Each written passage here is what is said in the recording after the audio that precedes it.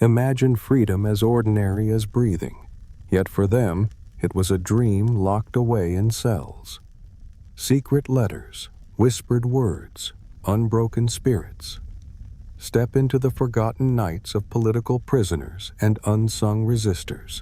You're settling into your comfortable space tonight, where freedom feels as natural as breathing. Yet imagine 27 years behind bars for believing in equality. Picture the limestone quarry on Robben Island, where Mandela's hands grew calloused, breaking rocks under the scorching South African sun. Each strike of his hammer echoed with quiet defiance against apartheid's cruel machine. The guards tried to break his spirit, but letters smuggled in hollowed-out matchboxes kept hope alive. His wife, Winnie, organized rallies while he studied law by candlelight in his cell, their love letters becoming political documents. Fellow prisoners created a university behind bars, teaching each other languages and history through whispered lessons after lights out. The rhythm of waves against the island shores became his meditation, the seagulls his companions in solitude. International pressure campaigns sustained his spirit through decades of confinement. When he finally walked free in 1990, his hair had turned white, but his vision for a rainbow nation remained crystal clear, unbroken by decades of imprisonment. How does someone emerge from decades of imprisonment not with bitterness, but with forgiveness and transformative hope? Hey friends, dim the lights and imagine a gentle soul choosing resistance over safety in the darkest chapter of human history. The young German theologian could have stayed silent, preaching safe sermons while storm clouds gathered across Nazi Germany. Instead, Bonhoeffer spoke against Nazi ideology from his pulpit, his voice steady as church bells on Sunday morning. He joined the underground seminary, training pastors who refused to bow to Hitler's false gospel of racial superiority. Secret meetings in forest clearings, coded letters passed between faithful congregations, hymns sung as acts of rebellion against totalitarian tyranny. His students smuggled Jewish families to safety while he wrote letters from Flossenburg prison, his words flowing like quiet prayers onto thin paper. His sister Sabine and brother-in-law coordinated escape routes, their kitchen table becoming a map of hope for persecuted families. Guards found him reading scripture hours before his execution in April 1945, just weeks before liberation arrived at the camp gates. International churches continue studying his theological writings about costly grace versus cheap religion. Can true courage be measured not in grand gestures, but in daily choices to love despite overwhelming fear and persecution? You're drifting towards sleep now, where dreams roam free, unlike a Nobel laureate who spent his final years longing for an open China. The literature professor's pen became his sword against authoritarian rule, crafting essays that challenged one-party dominance with scholarly precision and unwavering courage. His words spread through underground networks, photocopied in secret, passed hand to hand like samizdat literature of Soviet-era dissidents. When tanks rolled into Tiananmen Square in 1989, Liu remained with protesting students until the bitter end. Prison walls couldn't contain his ideas. His wife, Liu Xia, became his voice to the world, smuggling manuscripts and accepting his Nobel Prize while he remained locked away. Fellow dissidents created human chains to protect his writings, memorizing passages in case authorities destroyed the original documents. The soft clicking of computer keyboards became freedom's soundtrack as supporters typed his words into cyberspace from internet cafes across China's cities. His cancer diagnosis came too late for medical parole, freedom remaining forever beyond reach despite international diplomatic pressure. What happens when a government fears words more than weapons, ideas more than standing armies or nuclear arsenals? Dear listeners, breathe deeply and imagine 15 years confined to your home, watching your country through iron gates and faded curtains. The British-educated daughter of Myanmar's independence hero could have lived comfortably in Oxford, tending her garden and raising her sons in peaceful academia. Instead, she returned to lead her people toward democracy, her soft voice echoing through loudspeakers at rallies beneath golden pagodas. The military junta placed her under house arrest, transforming her lakeside villa into an elegant prison with armed guards. Supporters gathered at her gates every weekend, their quiet presence a testament to unwavering loyalty despite government intimidation. Her husband Michael sent love letters from England until cancer claimed him, their final goodbye forever postponed by political circumstances. She practiced meditation daily, finding strength in Buddhist teachings while monks in saffron robes faced water cannons in the streets outside. Piano music drifted through her windows as she played Chopin nocturnes, each note a small act of resistance against military rule. International diplomats negotiated her releases through complex political arrangements. How does one maintain hope when freedom lives just beyond your own front gate's reach for decades? You're wrapped in warmth tonight, free to dream. Unlike the absurdist writer who found profound meaning in communist Czechoslovakia's oppression. Picture smoky Prague theaters where Havel's plays mocked totalitarian logic with gentle humor, audiences laughing at truths too dangerous to speak directly. His typewriter keys clicked through the night, crafting essays about living in truth, while secret police cars idled outside his apartment window.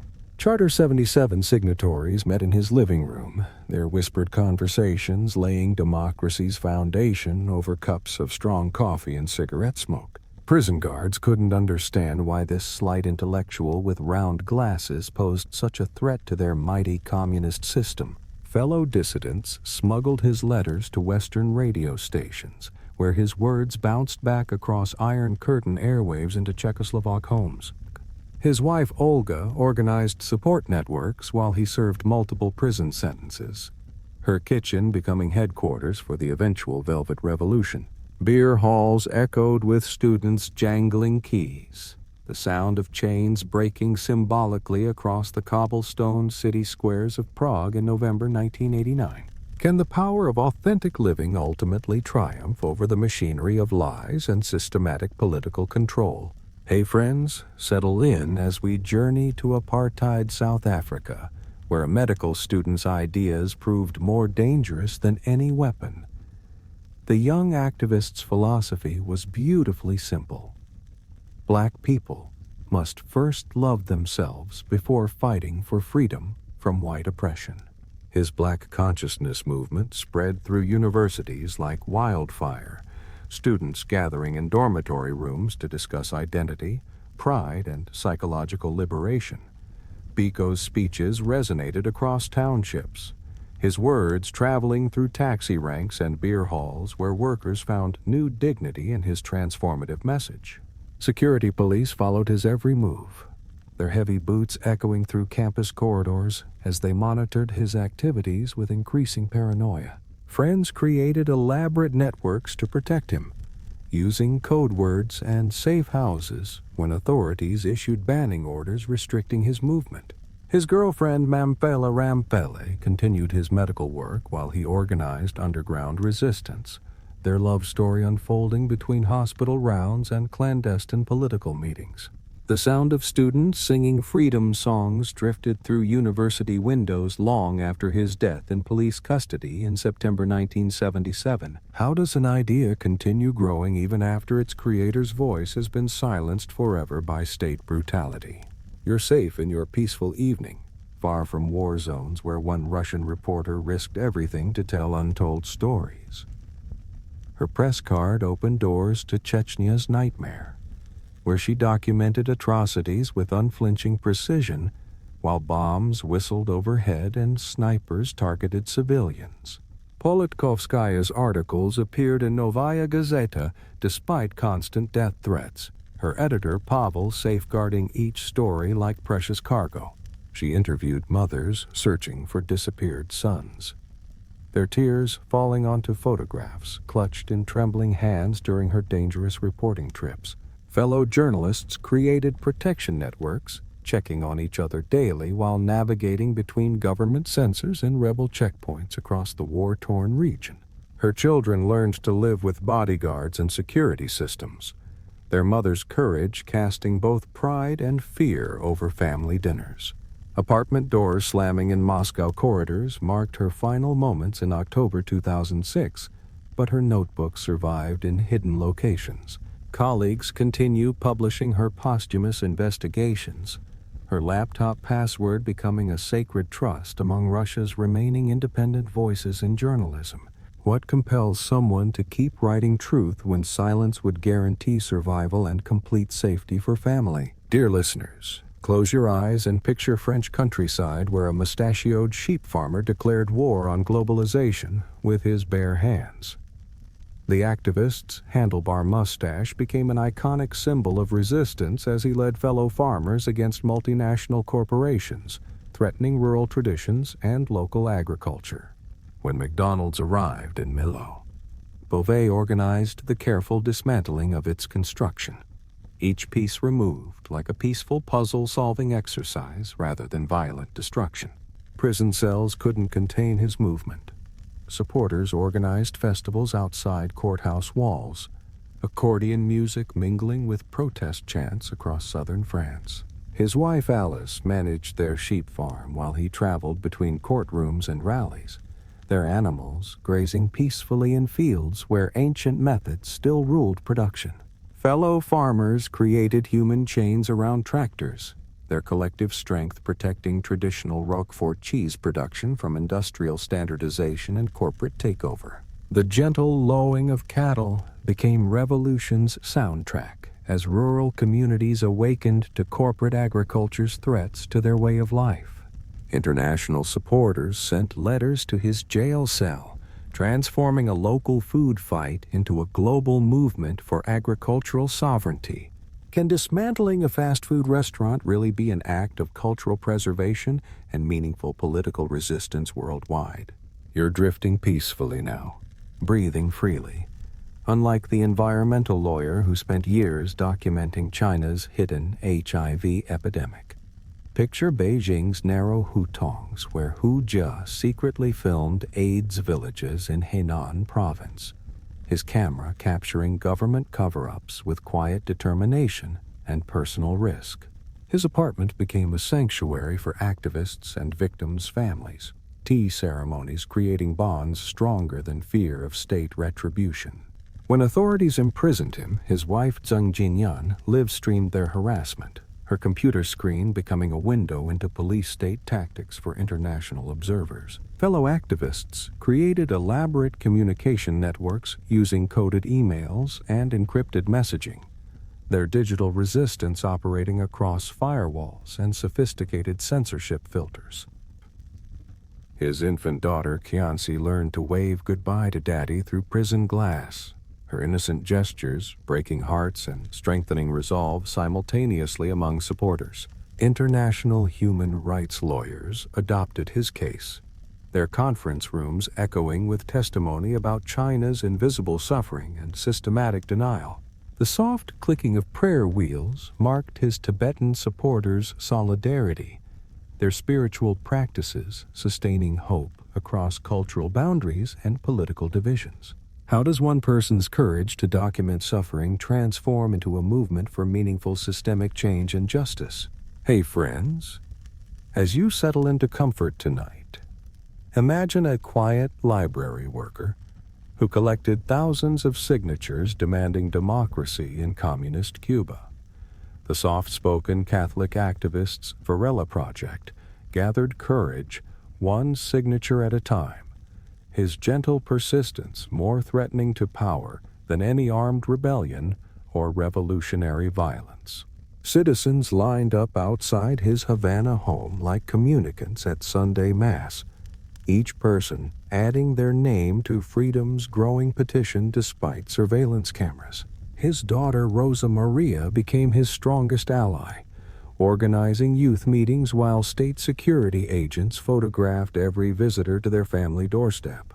Fellow dissidents created elaborate networks for distributing banned books and underground newspapers, their whispered conversations echoing through old Havana's colonial corridors and crumbling buildings. International supporters smuggled printing equipment in diplomatic pouches. Their embassy meetings conducted over coffee and careful code words to avoid detection. The rhythmic sound of typewriter keys marked his nighttime writing sessions, each political essay crafted like a prayer for his imprisoned island nation. Church bells provided cover for clandestine meetings where hope and fear mingled like incense and sweat in the tropical air. Can patient collection of signatures eventually unlock the doors of an entire totalitarian system's iron grip on power? You're settling deeper into your evening comfort, where books rest peacefully on shelves, unlike the novelist whose manuscripts were buried in gardens to survive Soviet terror. Picture the frozen wastelands of the Gulag archipelago, where Solzhenitsyn memorized entire chapters while hauling timber in -40 weather. His crime was writing a private letter criticizing Stalin during World War II. Fellow prisoners became his living library, sharing stories that would later fill 3 volumes of forbidden truth. His wife Natasha secretly typed manuscripts on tissue-thin paper, hiding copies behind false walls and in forest clearings. The KGB searched their home repeatedly, but supporters had already smuggled chapters to Western publishers through diplomatic pouches. Guards couldn't understand why this thin mathematician with a graying beard posed such danger to their mighty empire. The sound of typewriter keys became revolution's rhythm as underground networks distributed his words across the Iron Curtain. His Nobel Prize acceptance speech, delivered in absentia, echoed through shortwave radio broadcasts into millions of Soviet homes. How does one man's memory of suffering become an entire nation's path toward acknowledging historical truth? Dear listeners, breathe in the evening air freely, unlike the Irish Republican who chose starvation as his final weapon against British rule. The 27-year-old IRA member transformed his prison cell in the maze into a battlefield of will, refusing food for 66 days until death claimed his weakened body. His crime sheet listed membership in an illegal organization, but his real offense was believing in Irish independence. Fellow prisoners organized a blanket protest, wrapping themselves in cell blankets rather than wear prison uniforms that branded them as common criminals. His sister Bernadette smuggled letters out through visiting priests, his words inspiring supporters across Catholic neighborhoods in Belfast. The gentle tapping of Morse code through cell walls created communication networks that British guards couldn't decode. Crowds gathered nightly outside the prison, their candles flickering like stars in the Irish darkness. His election to Parliament while dying added constitutional crisis to moral outrage. International media transformed a local hunger strike into global theater, each passing day increasing pressure on Margaret Thatcher's government. Can willingly embracing death become a more powerful political statement than any act of violence or warfare? Hey friends, wrap yourself in warmth tonight as we visit the Soviet scientist who traded nuclear secrets for human rights activism. The father of Russia's hydrogen bomb could have lived comfortably as a hero of socialist labor, receiving state dachas and prestigious awards. Instead, Sakharov's conscience awakened to the moral implications of his deadly creations. He wrote essays on human rights that circulated through Moscow's intellectual underground like forbidden scripture. His wife, Elena Bonner, became his partner in dissidence, her medical background providing cover for their clandestine meetings with foreign correspondents. The KGB exiled them to the closed city of Gorky, where telephone lines were cut and mail intercepted. Fellow physicists created coded communication networks using scientific conferences to pass messages between Sakharov and the outside world. His Nobel Peace Prize acceptance speech was smuggled to Oslo through diplomatic channels while he remained trapped in provincial exile. The soft clicking of his typewriter keys marked long nights spent crafting appeals for imprisoned colleagues. Western scientists organized petition drives, their laboratories becoming centers of solidarity with their exiled Soviet colleague. How does someone transition from creating weapons of mass destruction to becoming a global voice for peace? You're drifting peacefully now. In a world where opinions flow freely, unlike China's most famous democracy activist who spent decades behind bars. Picture Beijing's Democracy Wall in 1978, where the young factory worker posted his essay, The Fifth Modernization, arguing that political freedom must accompany economic reform. His words spread through underground networks faster than authorities could tear down poster copies. Prison guards subjected him to 18 years of solitary confinement, hoping to break his spirit through complete isolation. His sister, Wei Shanshan, organized international support campaigns, her apartment becoming a meeting point for human rights lawyers and foreign journalists. Fellow dissidents created elaborate systems for smuggling his letters out of prison, using everything from hollowed-out soap bars to visitors' clothing seams. The sound of prison doors slamming echoed through China's conscience as his case became a symbol of political repression. International pressure eventually secured his release to medical exile in America. But his words continued inspiring democracy movements across China. Tiananmen Square protesters carried banners with his slogans, his ideas living on, despite his physical absence from the homeland. Can one electrician's essay really light the spark that illuminates an entire nation's desire for political freedom? Dear listeners, settle into your safe space as we meet the South African advocate who survived a car bomb but never stopped fighting apartheid. The white Jewish lawyer could have practiced comfortable commercial law, but chose instead to defend black activists facing death sentences under racist legislation. His legal briefs became weapons against apartheid's machinery, each court argument challenging the system's moral foundation. Security police placed him in solitary confinement for 90 days without trial, hoping isolation would break his resolve. Fellow lawyers created support networks, secretly funding his family while he remained imprisoned without charges. The bomb exploded as he started his car in Maputo, Mozambique, where he lived in exile. His right arm was torn away, his sight damaged, but his commitment to justice remained intact. Supporters worldwide sent thousands of letters during his hospital recovery, their words becoming daily medicine for his healing spirit. He learned to write with his left hand, his beautiful prose flowing despite physical limitations. International legal organizations provided scholarships for his continued human rights work, transforming a terrorist attack into renewed global solidarity. How does surviving an assassination attempt strengthen rather than weaken someone's dedication to social justice and equality?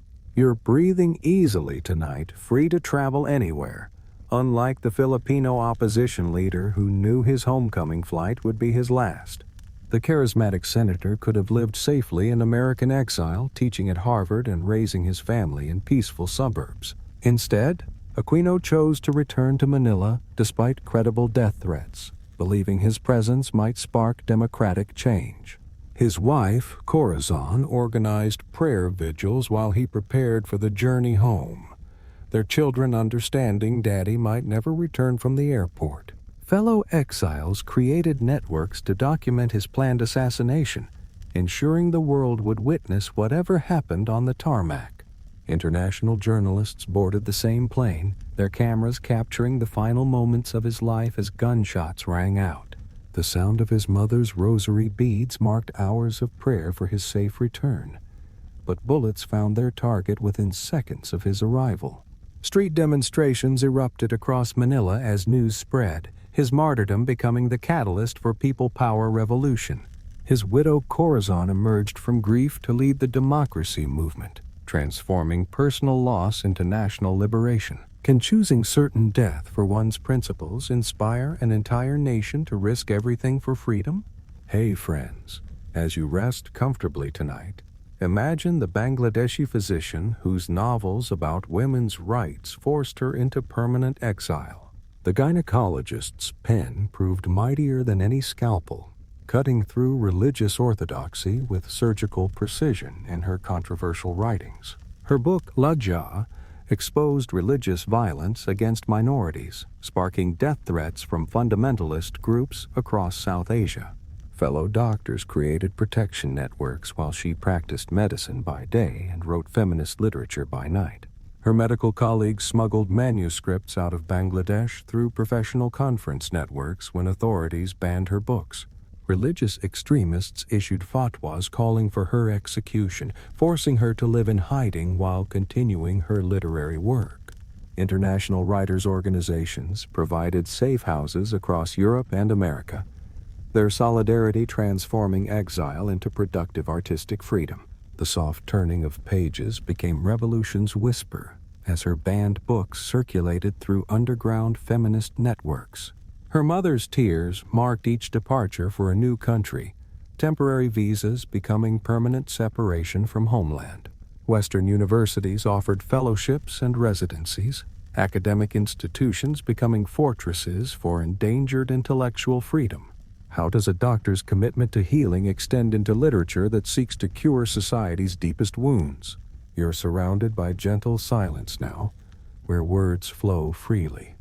Unlike the Russian poet whose verses were written on soap bars and memorized by fellow prisoners. Picture the women's labor camp in Mordovia, where the young teacher served 4 years for writing poems about freedom and faith. Her crime was possession of anti-Soviet literature, but her real offense was believing in beauty amid brutality. Fellow inmates became her living anthology, memorizing her poems to preserve them when authorities confiscated written copies. Her husband Igor organized international letter-writing campaigns, their London apartment becoming headquarters for her freedom movement. Prison guards couldn't understand why Western governments cared about one small woman with a gift for dangerous words. She scratched verses into bars of soap with burnt matchsticks, washing away evidence after cellmates learned the poems by heart.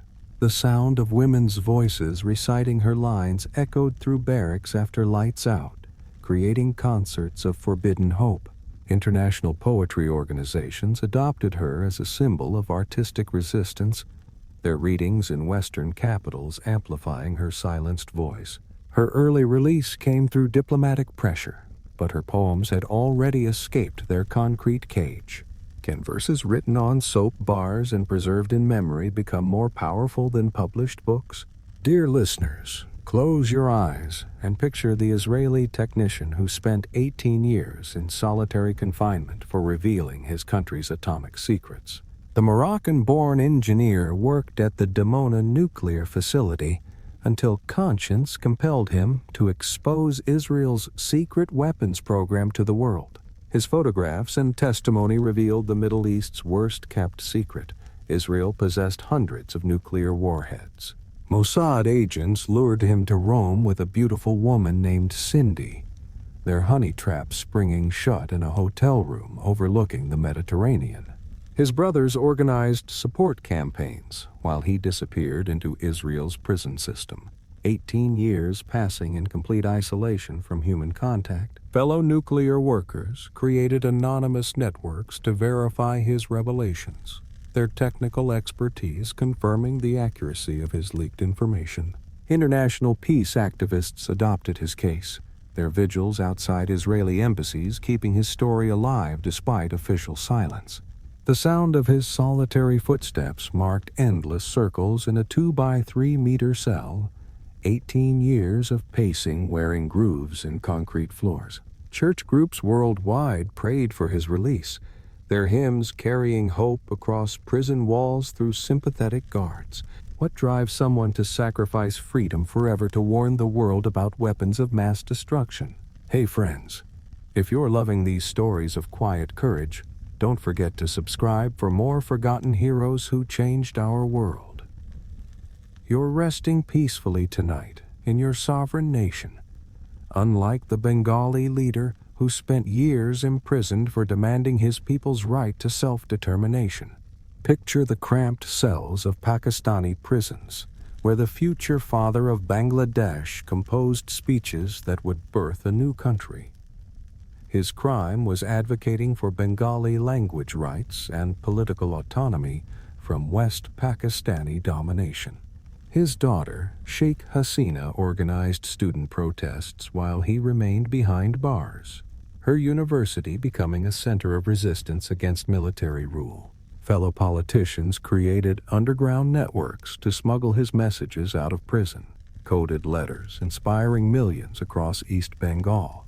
The sound of Bengali poetry recitals became acts of cultural resistance, each verse asserting linguistic identity against Urdu imposition. International media coverage of his imprisonment transformed a regional dispute into global cause célèbre, Cold War politics adding complexity to simple justice.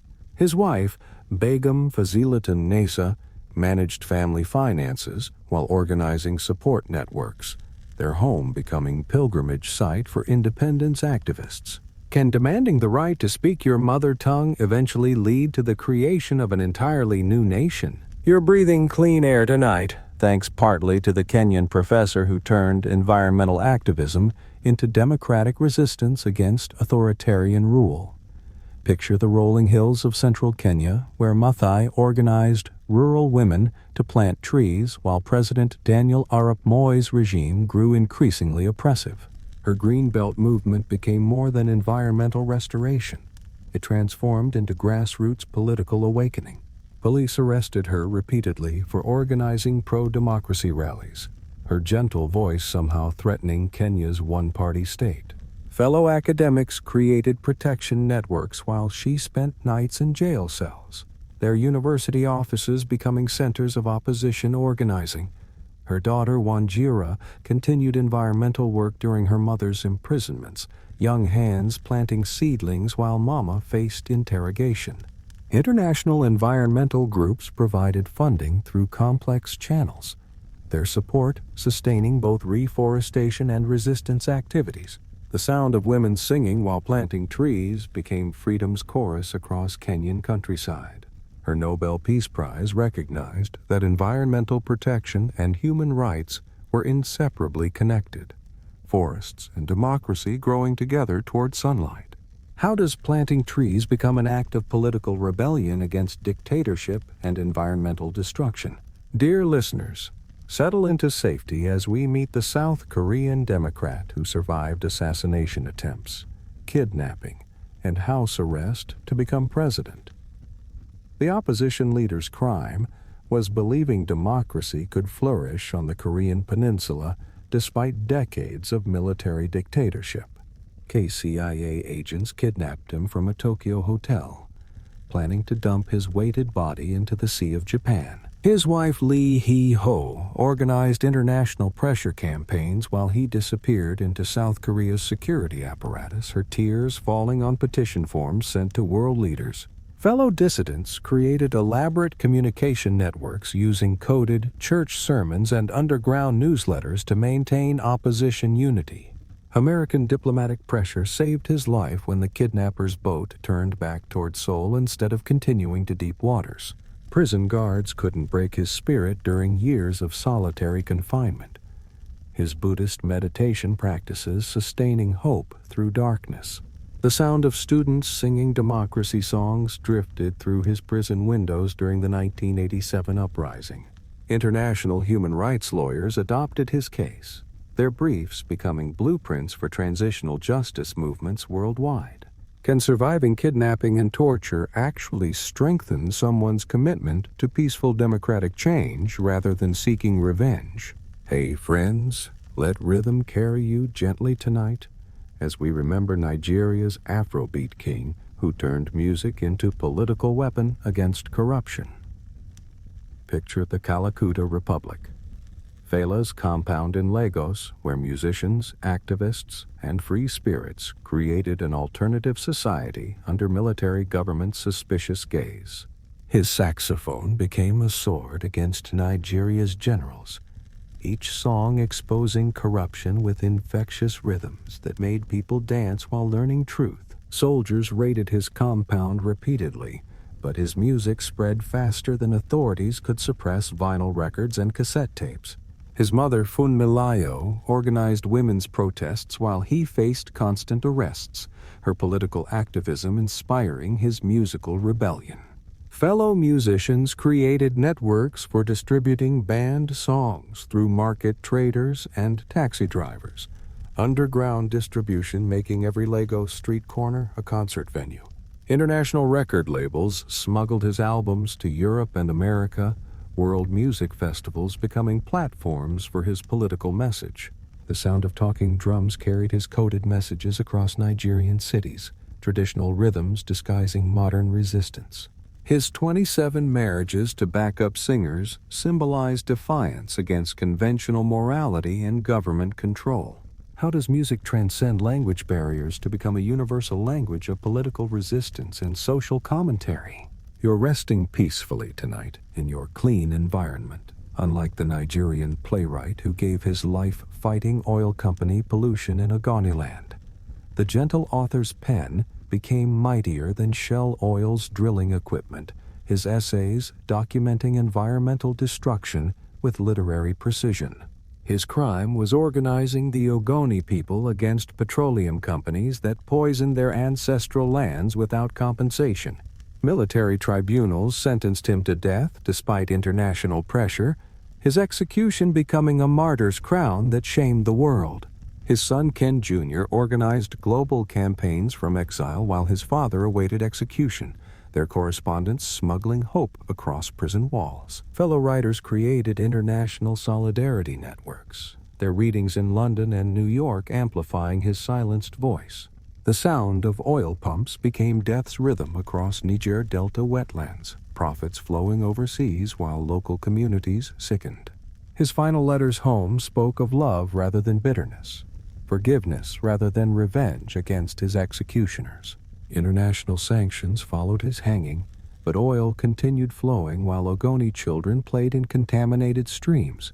Can literature about environmental destruction become powerful enough to threaten multinational corporations and military governments simultaneously?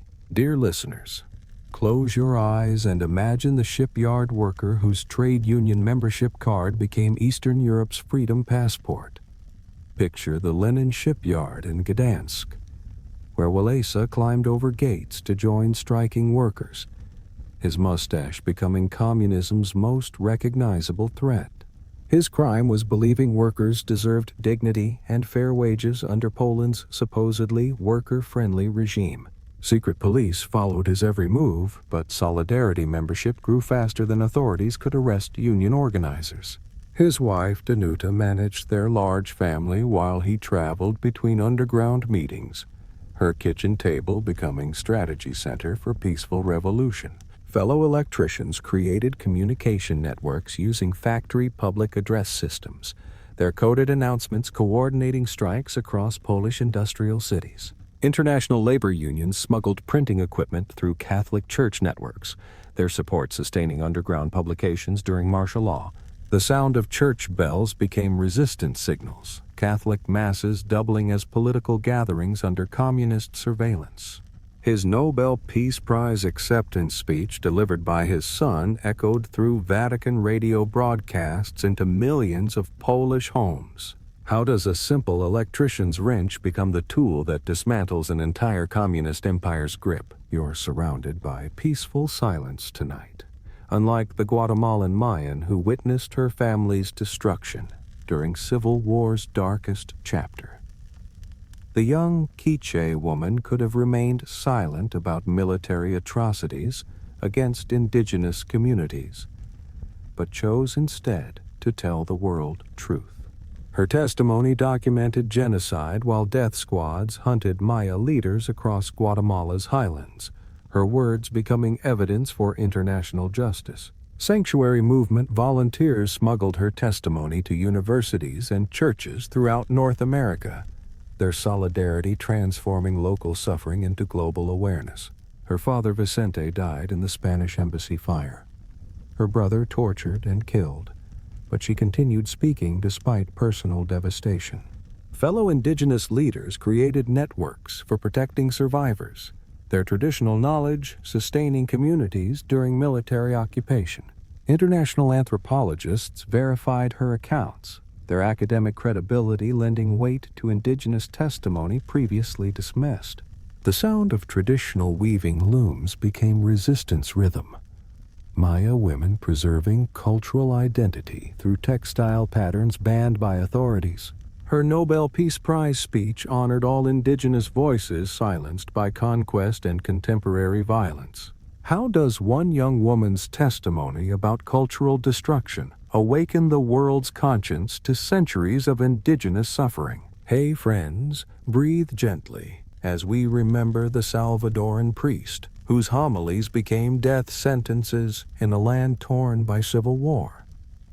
The conservative archbishop's transformation shocked El Salvador's elite. The man they expected to bless their wealth instead condemned their oppression. His Sunday sermons broadcast over radio became the people's newspaper, his gentle voice documenting government atrocities with pastoral precision. Death threats arrived daily at his cathedral office, but he continued celebrating Mass despite knowing assassins waited in the shadows. His housekeeper kept prayer vigils while he wrote homilies late into the night, her rosary beads marking hours of worry. Fellow priests created networks for documenting human rights abuses, their parishes becoming sanctuary for families fleeing military violence. International Catholic organizations provided protection through diplomatic pressure, their Vatican connections offering temporary safety. The sound of cathedral bells became freedom's call across San Salvador's neighborhoods, each peal defying military curfews. His assassination while celebrating Mass transformed a gentle pastor into liberation theology's greatest martyr. Can speaking truth from a pulpit become dangerous enough to warrant a government's assassination order against God's servant? You're drifting peacefully tonight, where Gandhi's methods seem natural, unlike the Kosovo Albanian who chose nonviolence while neighbors chose bullets.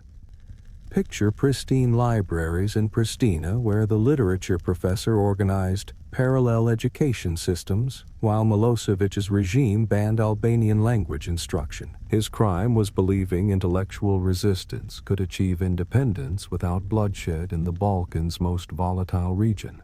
Serbian police harassment forced underground schools into private homes, but his Democratic League continued providing education through clandestine networks. His wife Drita organized women's solidarity groups while he faced constant arrest threats, their living room becoming headquarters for peaceful resistance. Fellow intellectuals created shadow government structures, their university backgrounds providing administrative expertise for state building through nonviolent means. International observers documented Serbian repression, their reports sustaining diplomatic pressure for negotiated settlement. The sound of children learning Albanian alphabet in basement schools became freedom's whisper, education continuing despite official prohibition. His signature pipe and scarf became symbols of dignified resistance, professional appearance contrasting with militant stereotypes. How does organizing underground schools and libraries become more subversive than armed rebellion in an ethnic conflict?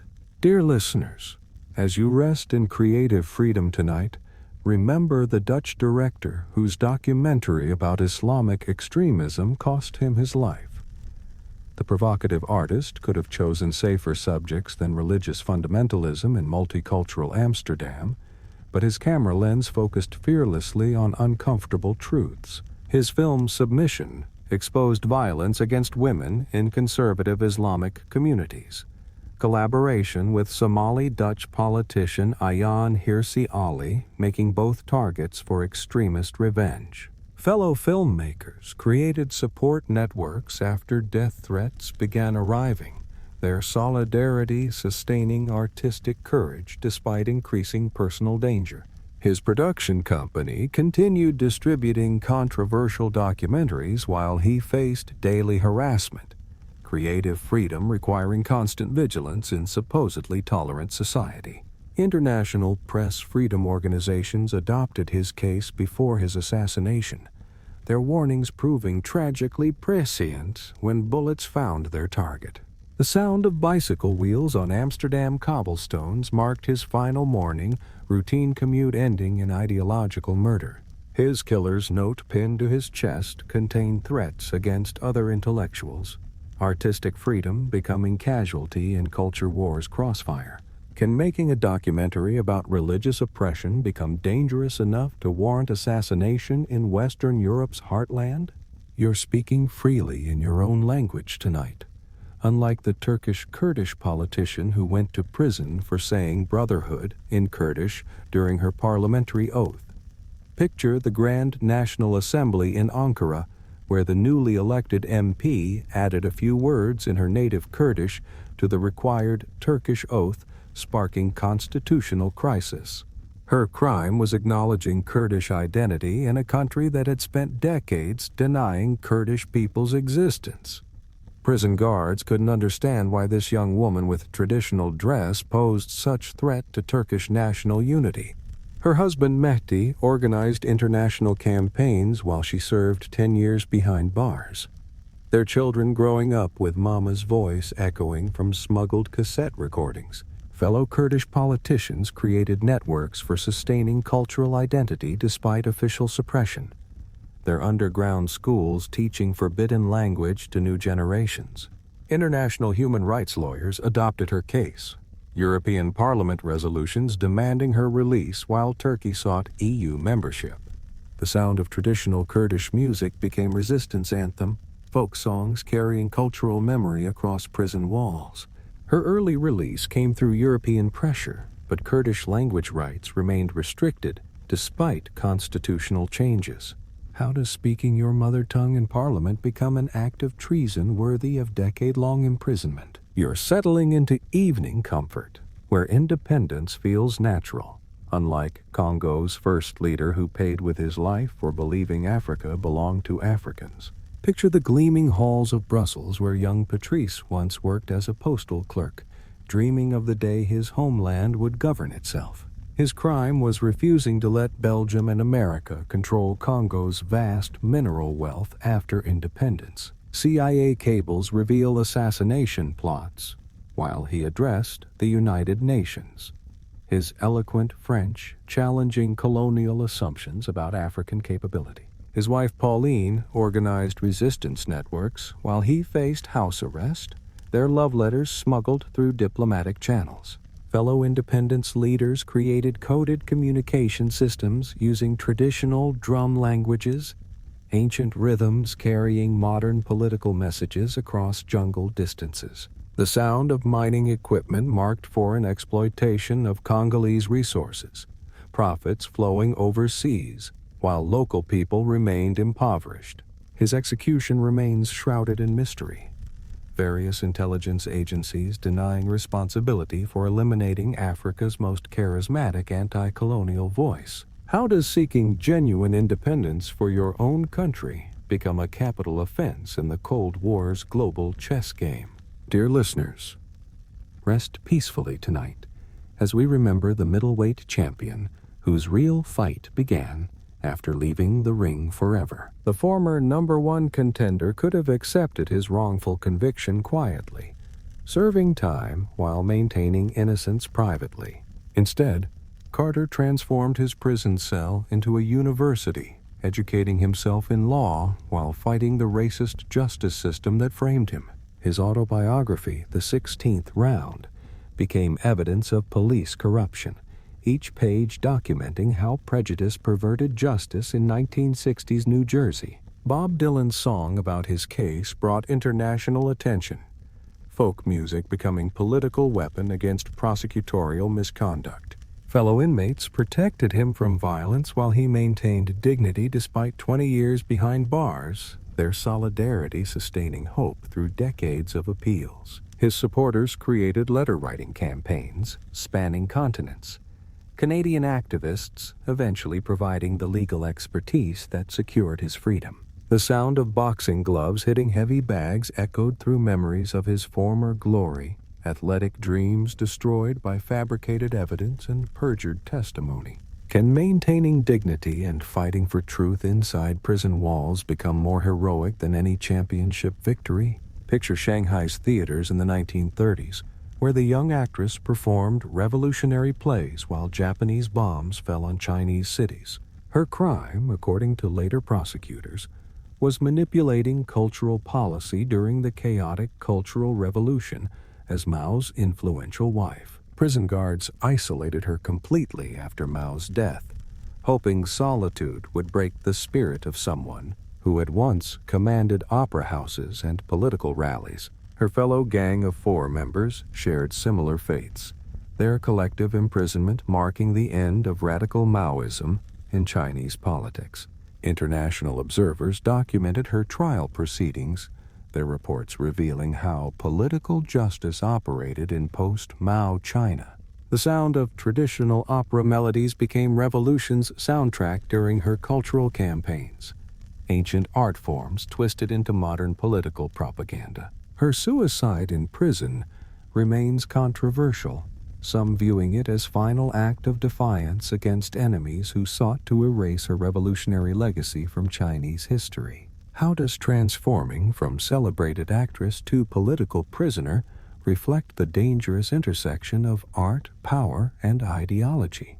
You're safely visible tonight, unlike Morocco's opposition leader who disappeared from a Parisian cafe and was never seen again. The brilliant academic could have remained a respected mathematics professor, but chose instead to organize Third World solidarity against neocolonialism. His crime was believing African independence required economic liberation from former colonial masters who maintained control through puppet rulers. French intelligence files, released decades later, reveal complex assassination plots involving multiple governments and intelligence agencies. His wife Gita organized international search campaigns while he remained missing, their children growing up with father's empty chair at every dinner table. Fellow intellectuals created networks for investigating his disappearance, their academic conferences becoming forums for demanding answers about state-sponsored kidnapping. International journalists followed leads across continents, their investigations revealing how Cold War politics turned political opponents into targets for elimination. The sound of cafe conversations in Saint-Germain-des-Prés marked his last known location. Parisian intellectuals forever wondering what happened to their Moroccan colleague. His mathematical equations remain in university textbooks, but his political vision died with him in unknown circumstances. Can advocating for Third World economic independence become dangerous enough to warrant international assassination conspiracies? Dear listeners, breathe in this peaceful evening air, remembering the American journalist who chose voluntary poverty over middle-class comfort. Picture New York's Bowery District during the Great Depression, where Day opened houses of hospitality for society's most forgotten members. Her crime was practicing radical Christianity that challenged both capitalism and communism through direct action and civil disobedience. Police arrested her repeatedly for protesting nuclear weapons and supporting striking workers, her gray hair becoming symbol of grandmotherly rebellion. Her daughter Tamar managed the Catholic Worker newspaper while she served jail sentences, their publication reaching thousands despite financial poverty. Fellow activists created networks of hospitality houses across America, their voluntary simplicity contrasting sharply with consumer culture's materialistic values. International peace movements adopted her nonviolent methods, Catholic social teaching finding new expression through anarchist philosophy. The sound of soup ladles serving hungry people became revolution's quiet rhythm, each meal challenging society's indifference toward human suffering. Her FBI file grew thick with surveillance reports, federal agents baffled by someone who chose poverty as political statement. How does serving soup to homeless people become dangerous enough to warrant decades of government surveillance? You're traveling freely tonight, unlike Chile's former ambassador whose car exploded in Washington, D.C. for opposing military dictatorship. The elegant economist could have remained safely in exile, teaching at American universities while Pinochet's regime terrorized Chile. Instead, Letelier organized international opposition from his DuPont Circle office, his economic expertise exposing the military government's failures. His assassination by Chilean secret agents brought international terrorism to America's capital, car bombs shattering diplomatic immunity. His widow Isabel organized human rights campaigns while raising their children alone, their father's murder becoming symbol of state terrorism's global reach. fellow exiles created networks for supporting Chilean refugees, their solidarity sustaining hope for democratic restoration. International investigators documented Operation Condor's reach, their reports revealing how South American dictatorships coordinated political assassinations across continents. The sound of his violin, played at weekend gatherings of Chilean exiles, carried memories of homeland across ocean distances. His murder trial produced the first conviction of foreign agents for terrorism on American soil, justice served despite diplomatic complications. Can economic analysis of military dictatorship become dangerous enough to warrant assassination in Washington's diplomatic quarter? Picture the pristine mountains of western Honduras, where the Lenca people had lived for centuries before hydroelectric companies arrived with government backing. Her crime was organizing indigenous communities against the Agua Zarca dam project that would destroy their sacred river. Death threats arrived daily through phone calls and social media, but she continued mobilizing resistance despite constant danger. Her mother, Ostra, organized women's networks while she traveled between remote villages, their kitchen conversations planning environmental protection strategies. Fellow activists created early warning systems using cell phones and radio networks, their communications coordinating resistance across difficult mountain terrain. International environmental groups provided funding and political support, their solidarity sustaining local movements against powerful corporate interests. The sound of flowing water became freedom's voice, rivers representing cultural survival against industrial development. Her assassination sparked global protests, environmental defenders worldwide recognizing their shared vulnerability to corporate violence. How does protecting your ancestral river from development become dangerous enough to warrant assassination by corporate interests?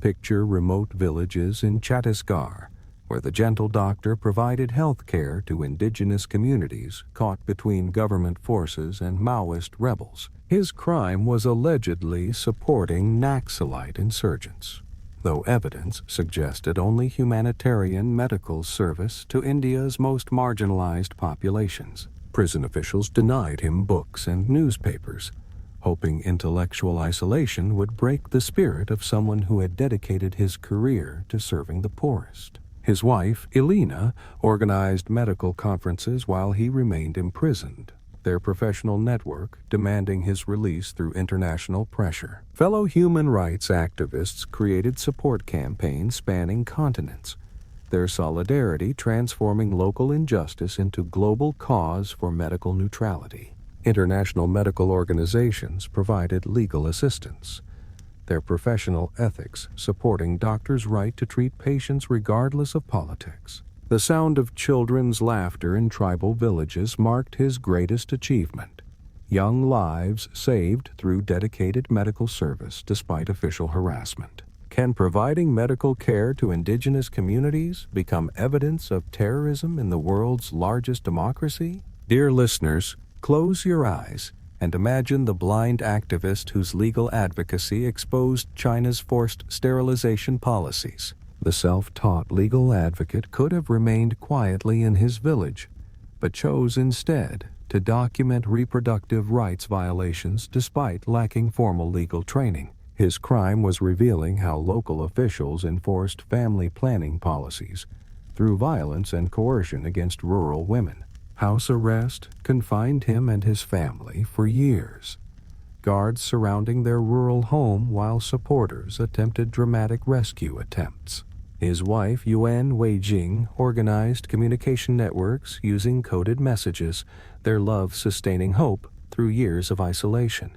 Fellow activists created elaborate schemes for documenting his situation, hidden cameras, and smuggled letters revealing conditions to international media. American diplomats provided sanctuary when he escaped to Beijing embassy, their protection creating diplomatic crisis between superpowers. The sound of typing on computer keyboards marked his education in law, self-directed study compensating for formal training denied by discrimination. His escape to America became international sensation, blind justice finding refuge in distant democracy. How does a blind man's legal advocacy become dangerous enough to warrant indefinite house arrest by world's second-largest economy? Picture the desert highways of Saudi Arabia, where women sat as passengers while male drivers controlled their mobility. Her crime was challenging guardianship laws that treated adult women as permanent minors, requiring male permission for basic activities. Prison interrogators used psychological pressure and solitary confinement, hoping to break someone who had studied at universities in Canada and France. Her sister Lena organized international campaigns while she remained imprisoned, their family solidarity sustaining global attention on Saudi women's rights. Fellow activists created networks for documenting government repression, their encrypted communications evading surveillance while coordinating resistance. International human rights lawyers adopted her case, their advocacy sustaining diplomatic pressure despite Saudi Arabia's strategic importance. The sound of car engines became freedom's call, mechanical power representing women's autonomy against patriarchal control. Her eventual release coincided with legal changes allowing female drivers, victory achieved through personal sacrifice. Can demanding the right to drive your own car become treasonous enough to warrant years of imprisonment and interrogation? You're sleeping safely tonight in your bed, unlike Czechoslovakia's only woman executed during the communist show trials of the 1950s. Picture Prague's courtrooms where the former parliament member faced trumped-up charges of treason against the Stalinist regime. Her crime was maintaining democratic ideals after the 1948 communist coup, refusing to abandon hope for Czechoslovakia's return to freedom. Prison interrogators demanded false confessions for months, but she maintained her innocence despite psychological pressure and isolation. Her husband Boslav organized international appeals while she awaited execution, their teenage daughter Jana receiving final letters filled with maternal love rather than political bitterness. Fellow political prisoners supported each other through coded tapping on cell walls, their Morse messages sustaining hope during the darkest nights. International leaders, including Einstein and Churchill, petitioned for clemency, but Stalin's paranoia demanded blood from Czechoslovakia's judiciary. The sound of her final footsteps echoed through Prague's Pankrak prison, dignity maintained until the very end. Her rehabilitation came decades later when freedom returned to Czechoslovakia. How does maintaining innocence and dignity become more powerful than any false confession extracted through terror? Dear listeners, settle peacefully as we remember El Salvador's pastor who spoke for the voiceless until bullets silenced his prophetic voice. The quiet bishop's transformation shocked his wealthy parishioners when he began denouncing government death squads from cathedral pulpits. His crime was reading the names of disappeared peasants during Sunday homilies, each prayer becoming political testimony. Radio broadcasts carried his masses across Central America, his gentle Spanish challenging military regimes throughout the region. Death threats arrived daily, but he continued celebrating Mass despite knowing assassins waited in the shadows of San Salvador's streets. His housekeeper maintained prayer vigils while he wrote sermons late into the night, their shared faith sustaining courage against overwhelming violence. Fellow priests created networks for documenting human rights abuses, their parishes becoming sanctuaries for families fleeing army sweeps. International Catholic organizations provided moral support through Vatican channels, papal solidarity strengthening his resolve to defend the poor. The sound of cathedral bells marked his final morning, liturgical music becoming requiem for liberation theology's greatest martyr. Can speaking God's truth about injustice become dangerous enough to warrant assassination during Holy Communion? You're resting quietly tonight, unlike America's most famous female anarchist who spent decades fighting for workers' rights and women's freedom. Picture turn-of-century America, where the Russian immigrants' fiery speeches terrified industrialists and government officials equally. Her crime was advocating for birth control, labor rights, and political revolution through passionate public speaking. Prison cells couldn't contain her ideas. Supporters organized rallies, while she served sentences for sedition and inciting riots. Her lover, Alexander Berkman, shared her radical vision, their relationship scandalizing conventional society while inspiring fellow revolutionaries. International anarchist networks sustained correspondence across prison walls, their coded letters maintaining global solidarity among political prisoners. Immigration officials deported her to Soviet Russia, but she fled again when Lenin's regime proved equally oppressive to individual freedom. The sound of factory machines became revolution's rhythm, industrial capitalism, creating the very conditions that produced its most eloquent critics. Her autobiography continues, inspiring activists worldwide, personal struggles transformed into political testament. How does a woman's demand for sexual freedom and economic justice become threatening enough to warrant deportation? Hey friends, breathe freely tonight as we honor the Italian writer whose scientific precision documented humanity's darkest chapter. Picture the laboratories where young Levi worked before fascist laws banned Jews from professional employment across Mussolini's Italy. His crime was being born Jewish in a continent consumed by racial hatred and genocidal madness. Auschwitz transformed the chemistry student into unwilling witness, his scientific training helping him observe and later document the mechanics of mass murder. Fellow prisoners shared bread crusts and whispered prayers, their solidarity sustaining hope in conditions designed to destroy human dignity. His sister Anna organized searches while he remained missing, their family not knowing whether death or liberation would bring news. International Red Cross investigators documented camp conditions after liberation, their reports confirming survivor testimonies about industrial killing methods. The sound of laboratory equipment marked his return to chemistry, scientific work providing structure for processing traumatic memories. His memoirs became required reading, bearing witness transforming personal suffering into universal moral education. How does scientific training help someone bear witness to events that challenge fundamental beliefs about human nature? You're sleeping peacefully tonight, protected by law. Unlike the African-American reporter who risked death documenting racial terrorism in the American South.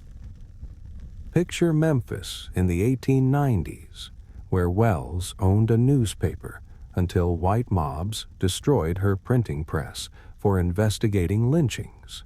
Her crime was revealing that rape accusations often masked economic motives for murdering successful black men. Death threats forced her to flee Tennessee, but she continued investigating racial violence from Chicago and New York. Her research trips to the South required elaborate disguises and protection networks, fellow journalists risking their lives to gather evidence. International speaking tours brought American racial violence to British audiences, her lectures shocking Victorian sensibilities about American civilization. Black women's clubs organized boycotts and protest campaigns, their collective action challenging white supremacy through economic pressure.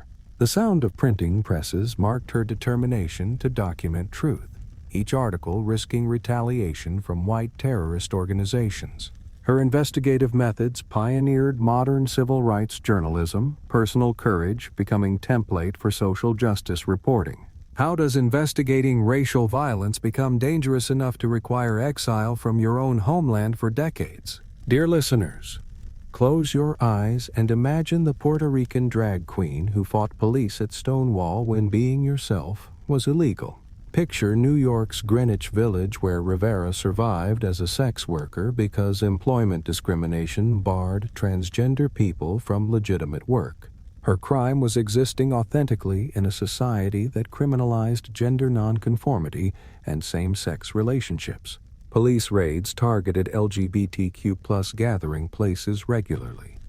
But the Stonewall Uprising transformed routine harassment into historic rebellion. Her friend, Marsha P. Johnson, shared similar struggles, their sisterhood sustaining hope through decades of social rejection and legal persecution. Gay liberation organizations often excluded transgender voices, forcing Rivera to fight for inclusion within her own community's movement. International LGBTQ+ activists adopted her intersectional approach, recognizing that multiple identities required complex political strategies. The sound of breaking glass at Stonewall became freedom's call, property damage marking the birth of modern LGBTQ+ rights movement. Her advocacy for homeless LGBTQ+ youth continued until her death, personal experience informing lifelong social justice work. How does simply being yourself become an act of political rebellion worthy of police violence and social ostracism? You're thinking freely tonight. Unlike the Soviet refusnik, who spent years in solitary confinement for applying to emigrate to Israel. Picture Moscow's universities where the brilliant mathematician worked until Jewish identity made him unemployable under Soviet anti-Semitic policies. His crime was requesting exit visas for himself and his wife Avital, seeking religious freedom that communist ideology denied. KGB interrogators subjected him to psychological pressure and isolation, hoping to break someone who combined intellectual gifts with moral courage. International chess grandparents organized tournaments supporting Soviet Jews, their games becoming political statements about human rights behind Iron Curtain. His wife Avital lobbied world leaders from Jerusalem while he remained imprisoned, their separated love inspiring global solidarity campaigns. Fellow prisoners created elaborate communication systems using tapping codes and whispered messages. Intellectual companionship sustaining hope through endless solitary confinement. American politicians adopted his case, congressional hearings keeping international pressure on Soviet authorities. The sound of chess pieces moving marked his mental exercises, strategic thinking applied to survival rather than games. How does requesting permission to leave your country become treasonous enough to warrant years of solitary confinement? Hey friends, rest comfortably tonight as we remember the Alabama woman whose bus seat sparked a movement that changed America forever. Picture Montgomery's segregated buses, where Parks worked as a seamstress, daily humiliation embedded in public transportation's racist policies. Her crime was refusing to surrender her seat to a white passenger, violating Jim Crow laws that reduced black citizens to second-class status. Jail cells couldn't contain the movement her arrest sparked. The Montgomery Improvement Association organized year-long bus boycotts that bankrupted the transit system. Her husband Raymond organized support networks while she faced death threats, their marriage sustained by shared commitment to dignity and justice. Fellow seamstresses walked miles to work rather than ride segregated buses, their collective sacrifice proving that ordinary people could challenge systemic oppression.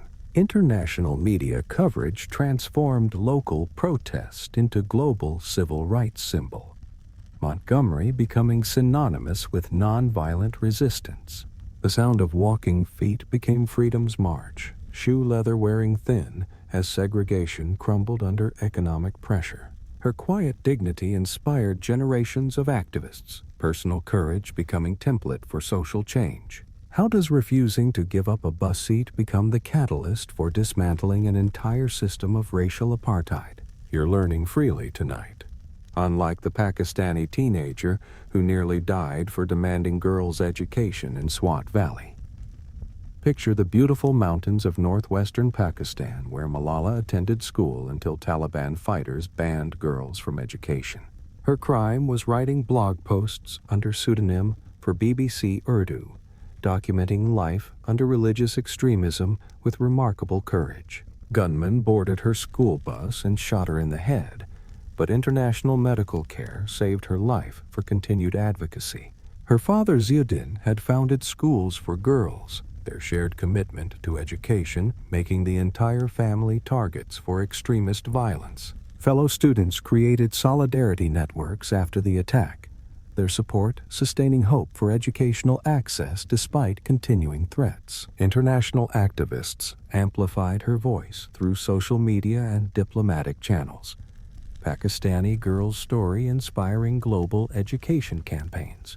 The sound of pencils on paper became revolution's whisper, each homework assignment defying extremist ideology about women's capabilities. Her Nobel Peace Prize speech emphasized education as fundamental human right, personal experience transformed into universal moral call. How does a teenage girl's desire to attend school become dangerous enough to warrant attempted assassination by religious extremists?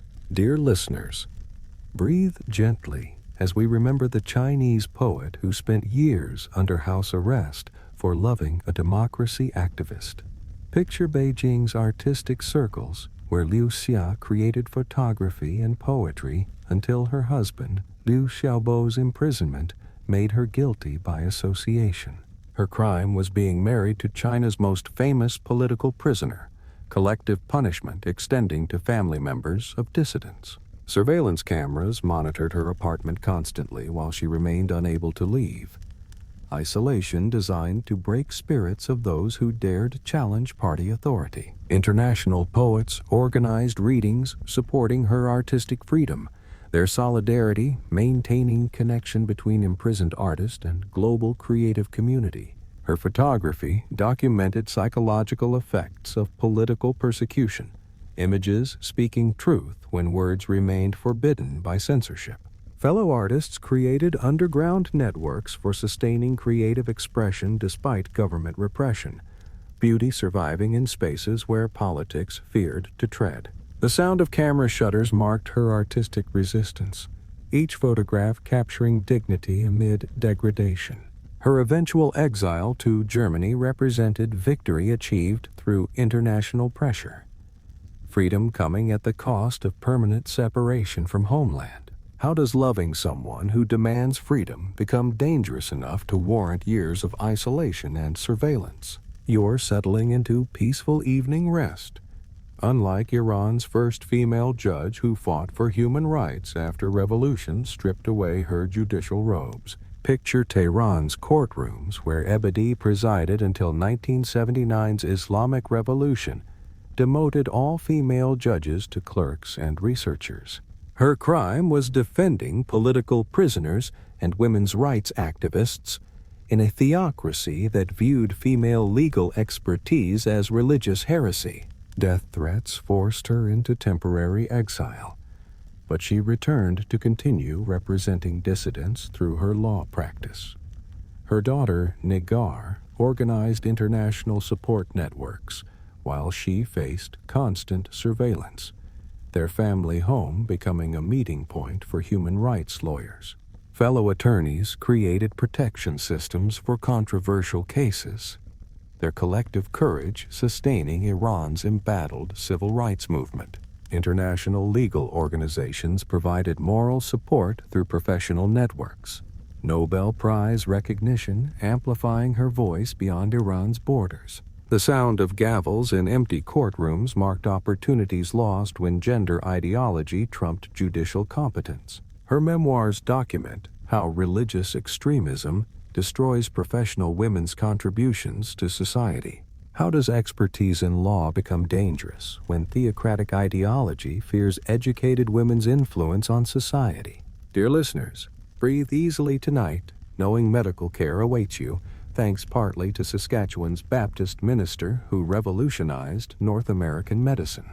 Picture Depression-era Canada, where Douglas witnessed families bankrupted by medical bills, their suffering inspiring his political commitment to universal health care. His crime, according to medical associations and insurance companies, was believing health care should be human right rather than commercial privilege. Doctors' strikes paralyzed Saskatchewan when he implemented public insurance, their professional resistance nearly toppling his government through economic pressure. His daughter Shirley organized community support while he faced fierce opposition, their kitchen conversations sustaining hope during healthcare reform's darkest moments. Fellow social democrats created networks for sharing policy innovations, their collaborative approach spreading progressive ideas across provincial boundaries. International observers studied Saskatchewan's model, European healthcare systems, learning from Canadian prairie experiment in social medicine. The sound of ambulance sirens became freedom's call, medical emergencies no longer meaning financial catastrophe for ordinary families. His legacy lives in every Canadian hospital visit. Personal conviction transformed into national treasure. How does ensuring medical care for everyone become controversial enough to spark professional revolt and political crisis? Hey friends, rest safely tonight as we remember Rio's councilwoman, whose voice was silenced for defending Brazil's forgotten communities. Picture Rio de Janeiro's favelas, where Franco grew up before becoming the first black lesbian to serve on the city council.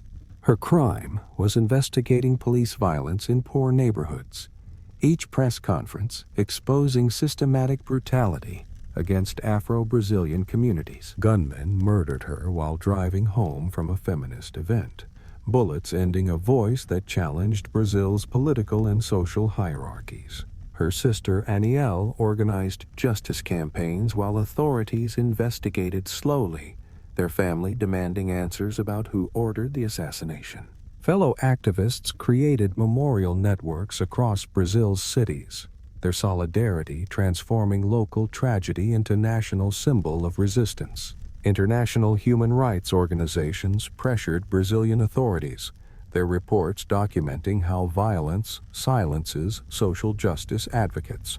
The sound of samba drums became protest rhythm, cultural celebration mixing with political resistance in favela communities. Her name echoes through Brazilian politics, martyrdom inspiring new generation of black women leaders. How does representing poor communities become dangerous enough to warrant assassination in a democratic society? You're resting in unity tonight. Unlike East Africa's philosopher-president who spent decades in prison fighting for independence and social equality. Picture British colonial Tanganyika, where Nyerere taught school before organizing resistance against European rule through intellectual rather than violent means. His crime was demanding immediate independence for African colonies, believing educated Africans could govern themselves without extended European tutelage. Prison cells became classrooms where he developed Ujamaa philosophy, communitarian socialism adapted to African conditions and cultural traditions. His wife Maria organized women's networks while he remained detained, their partnership sustaining both personal relationship and political movement. Fellow educators created underground schools for teaching African history, their lessons challenging colonial narratives about European civilization's superiority. International anti-colonial movements adopted his writings, intellectual framework inspiring liberation struggles across Africa and beyond. The sound of classroom chalk became revolution's whisper, education preceding political independence and successful decolonization. His Swahili translations made Shakespeare accessible to African students, cultural bridge building accompanying political transformation. How does teaching African children become subversive enough to warrant imprisonment by colonial authorities fearing educated populations? Dear listeners, close your eyes and picture Mozambique's education minister who rebuilt schools while bullets flew around construction sites. Picture Portuguese colonial Mozambique, where Michelle taught primary school before joining Frelimo's independence struggle in the 1960s. Her crime was believing African women deserved education and political participation, challenging both colonial racism and traditional patriarchal structures. Refugee camps became her first classrooms, teaching literacy to fighters between military operations against Portuguese rule. Her first husband, Samora, died in suspicious plane crash, widowhood making her responsible for continuing Mozambique's revolutionary transformation. International aid organizations supported her education programs, their funding helping rebuild infrastructure destroyed by civil war and apartheid aggression. Fellow women leaders created networks for supporting war widows, their solidarity sustaining communities devastated by decades of conflict. The sound of children reading became hope's voice, literacy programs providing foundation for post-war reconstruction and development. Her marriage to Nelson Mandela united Southern Africa's liberation movements, personal relationships symbolizing regional solidarity. How does teaching women to read become revolutionary enough to threaten both colonial and traditional authorities simultaneously? You're humming freely tonight, unlike Chile's folk singer, whose hands were broken for playing songs of social justice. Picture Santiago's universities where Jara performed Nueva Canción, folk music, celebrating working-class struggles against economic inequality. His crime was supporting Salvador Allende's socialist government, believing art should serve social transformation rather than elite entertainment. Military coup transformed his concert hall into torture chamber. Generals fearing guitar strings more than machine guns in political warfare. His wife Joan organized international solidarity campaigns while he remained disappeared, their love song becoming anthem for Chile's human rights movement. Fellow musicians created networks for preserving his compositions, underground recordings sustaining hope during Pinochet's cultural repression. International folk festivals adopted his songs, Latin American rhythms carrying political messages across linguistic and cultural boundaries. The sound of broken guitar strings marked dictatorship's cultural violence, artistic creativity silenced through systematic brutality against intellectual freedom. His compositions continue inspiring protest movements worldwide, murdered voice echoing through generations of social justice activists. How does singing about workers' rights become dangerous enough to warrant torture and execution by military government? Hey friends, settle into artistic freedom tonight as we remember Nigeria's Nobel laureate who spent years imprisoned for opposing civil war. Picture 1960s Nigeria, where Soyinka's plays challenged both colonial legacy and post-independence military dictatorships through theatrical brilliance. His crime was secretly meeting with Biafran leaders, seeking peaceful resolution to civil war that was tearing his country apart. Solitary confinement couldn't silence his creativity. Prison poems smuggled out through sympathetic guards sustained international campaigns for his release. His wife and children organized literary networks while he remained detained, their solidarity transforming personal crisis into global cause for artistic freedom. Fellow writers created international pressure campaigns, pen organizations making his imprisonment symbol of artistic oppression throughout Africa. Traditional Yoruba festivals inspired his prison writings, cultural memory sustaining hope when political freedom seemed impossible. The sound of talking drums became resistance rhythm, ancient communication methods carrying modern messages about freedom and justice. His plays continue challenging African leaders, artistic conscience holding power accountable to democratic ideals. How does seeking peaceful resolution to civil war become treasonous enough to warrant solitary confinement for years? You're choosing leaders freely tonight, unlike the Filipino widow whose husband's assassination sparked people power revolution. Picture Manila's exclusive suburbs, where Aquino lived comfortably until her senator husband's murder transformed her into unlikely opposition leader. Her crime was believing democracy could triumph over Ferdinand Marcos's martial law through prayer, solidarity, and nonviolent resistance. Military defections began when she called for mass demonstrations, rosary beads proving mightier than assault rifles in Philippine streets. Her children organized youth networks while she faced election fraud, their family tragedy becoming national symbol of resistance. Fellow housewives created prayer circles that doubled as political organizing, their spiritual practices sustaining hope during dictatorship's darkest period. International observers documented electoral fraud, their testimony legitimizing opposition claims about systematic corruption and vote manipulation. The sound of church bells became freedom's call, Catholic ritual, providing framework for peaceful revolution against authoritarian rule. Her presidency proved that ordinary citizens could triumph over entrenched military dictatorship through collective nonviolent action. How does a widow's quest for justice become powerful enough to topple 20-year military dictatorship through prayer? Dear listeners, breathe gently as we remember the Vietnamese monk whose self-immolation shocked the world into recognizing religious persecution.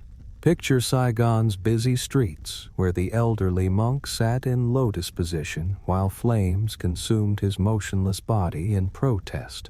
His crime was practicing Buddhism under Catholic President Ngo Dinh Diem's discriminatory regime that banned religious flags and ceremonies.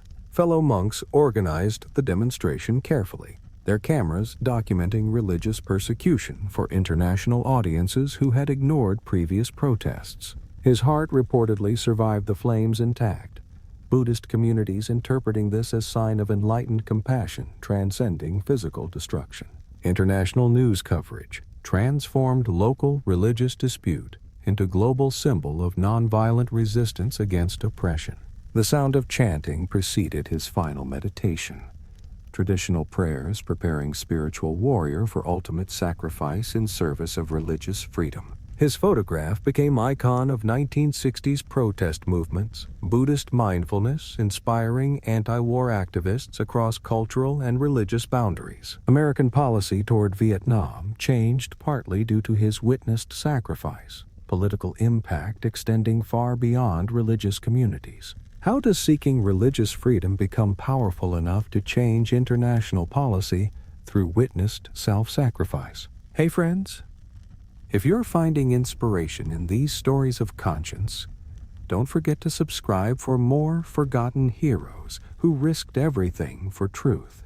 You're accessing information freely tonight, unlike the Army intelligence analyst who spent years in military prison for revealing classified documents. Picture Iraq War's digital archives, where Manning downloaded diplomatic cables revealing government deceptions about military operations overseas. Her crime was believing democratic citizens deserved truth about wars fought in their name. Classified information exposing systematic lies. Military prosecutors sought death penalty for espionage, but international pressure reduced sentence to lengthy imprisonment with solitary confinement. Her supporters organized global campaigns while she faced gender transition in military prison, personal identity struggle, adding complexity to political persecution. Fellow whistleblowers created networks for supporting disclosure of government wrongdoing, their courage inspiring new generation of transparency activists. International journalism organizations published leaked materials despite government pressure. Press freedom, requiring protection of sources who risk everything. The sound of computer keyboards became democracy's heartbeat, digital age requiring new forms of civic courage. Her gender transition during imprisonment symbolized multiple forms of liberation, personal authenticity paralleling political truth-telling. How does revealing government secrets become treasonous enough to warrant death penalty in society that claims to value transparency? You're sleeping safely tonight in your own bed, unlike Sweden's diplomat who disappeared into Soviet prisons after saving thousands of Hungarian Jews. Picture Budapest in 1944, where young Wallenberg issued protective passports from Swedish embassy windows, while Nazi deportation trains waited at stations. His crime was humanitarianism itself, believing diplomatic immunity could shield innocent people from genocide's machinery. Soviet agents arrested him during Budapest's liberation, suspecting the wealthy banker's son of espionage rather than recognizing pure moral courage. His mother organized international search campaigns while he vanished into Stalin's prison system, their correspondence ending abruptly at Moscow's gates. Fellow diplomats created networks for documenting his rescue operations, testimonies from survivors sustaining hope for his eventual return. International investigators pursued leads for decades, Swedish governments demanding answers about their missing humanitarian hero. The sound of train wheels marked lives saved and lost. each passport stamp representing families rescued from extermination. His fate remains unknown despite extensive investigations. Cold War secrecy burying truth about history's most successful rescue operation. How does saving lives become dangerous enough to warrant disappearance into history's darkest prison system? Dear listeners, rest peacefully as we remember the German university student whose leaflets challenged Nazi ideology with youthful courage. Picture Munich University, where Scholl and her brother Hans distributed white rose leaflets calling for resistance against Hitler's regime. Her crime was believing educated Germans should oppose genocide and totalitarianism through moral witness rather than complicit silence. Gestapo interrogators pressed for names of fellow conspirators, but she maintained dignity despite facing certain execution for treason. Her parents organized final visits while she awaited trial, their tearful goodbyes marking family bonds stronger than political terror. Fellow students created memorial networks after executions, underground cells sustaining resistance despite brutal repression of dissent. International scholars study her letters and trial transcripts. Moral philosophy emerging from brief life lived with extraordinary integrity. The sound of printing presses became freedom's whisper, each leaflet challenging ordinary citizens to examine their conscience. Her memory inspires student movements worldwide, youthful idealism proving that age doesn't determine moral courage's depth. How does distributing leaflets calling for peace become treasonous enough to warrant execution by guillotine? You're breathing freely tonight. Unlike the young Polish Jew who led history's most famous act of armed resistance against Nazi occupation, picture Warsaw's sealed ghetto, where Anielewicz organized fighters, knowing victory was impossible, but believing dignity required resistance against deportation. His crime was refusing to cooperate with Nazi liquidation plans, choosing death in battle over passive submission to extermination. Bunkers became headquarters for improvised army, teenagers with handmade weapons facing professional soldiers equipped with tanks and flamethrowers. His girlfriend Mira fought beside him while families hid in sewers, love sustained through final weeks of urban warfare. Fellow resistance fighters created networks spanning occupied Europe, Jewish partisans coordinating with Polish underground despite widespread anti-Semitism. International Jewish organizations learned of the uprising through coded radio messages, their solidarity sustaining hope despite inevitable defeat. The sound of gunfire became defiance's voice, each shot asserting humanity's refusal to accept dehumanization quietly. His final letter spoke of honor preserved through resistance, moral victory achieved through physical sacrifice. How does choosing armed resistance over deportation become heroic enough to inspire global memory of dignity? Hey friends, enjoy your evening meal as we remember California's labor organizer who went without food to protest worker exploitation. Picture California's Central Valley where Chavez organized migrant farm workers despite grower violence and government indifference to rural poverty. His crime was believing agricultural laborers deserved living wages, health care, and protection from pesticide poisoning during harvest seasons. Hunger strikes lasting weeks weakened his body, but strengthened farm worker solidarity, fasting becoming spiritual discipline and political strategy. His wife Helen organized boycott campaigns while he remained bedridden, their kitchen table becoming headquarters for national consumer activism. Fellow organizers created networks spanning cities and farms, urban supporters refusing to buy grapes in solidarity with rural workers. International labor movements adopted his nonviolent methods. Gandhi's teachings adapted to American agricultural conditions and Catholic social doctrine. The sound of harvest machinery became justice's call, mechanical efficiency contrasting with human exploitation in America's fields. His legacy lives in every union contract, personal sacrifice transformed into institutional protection for vulnerable workers. How does organizing farm workers become dangerous enough to require constant protection from violence and legal harassment?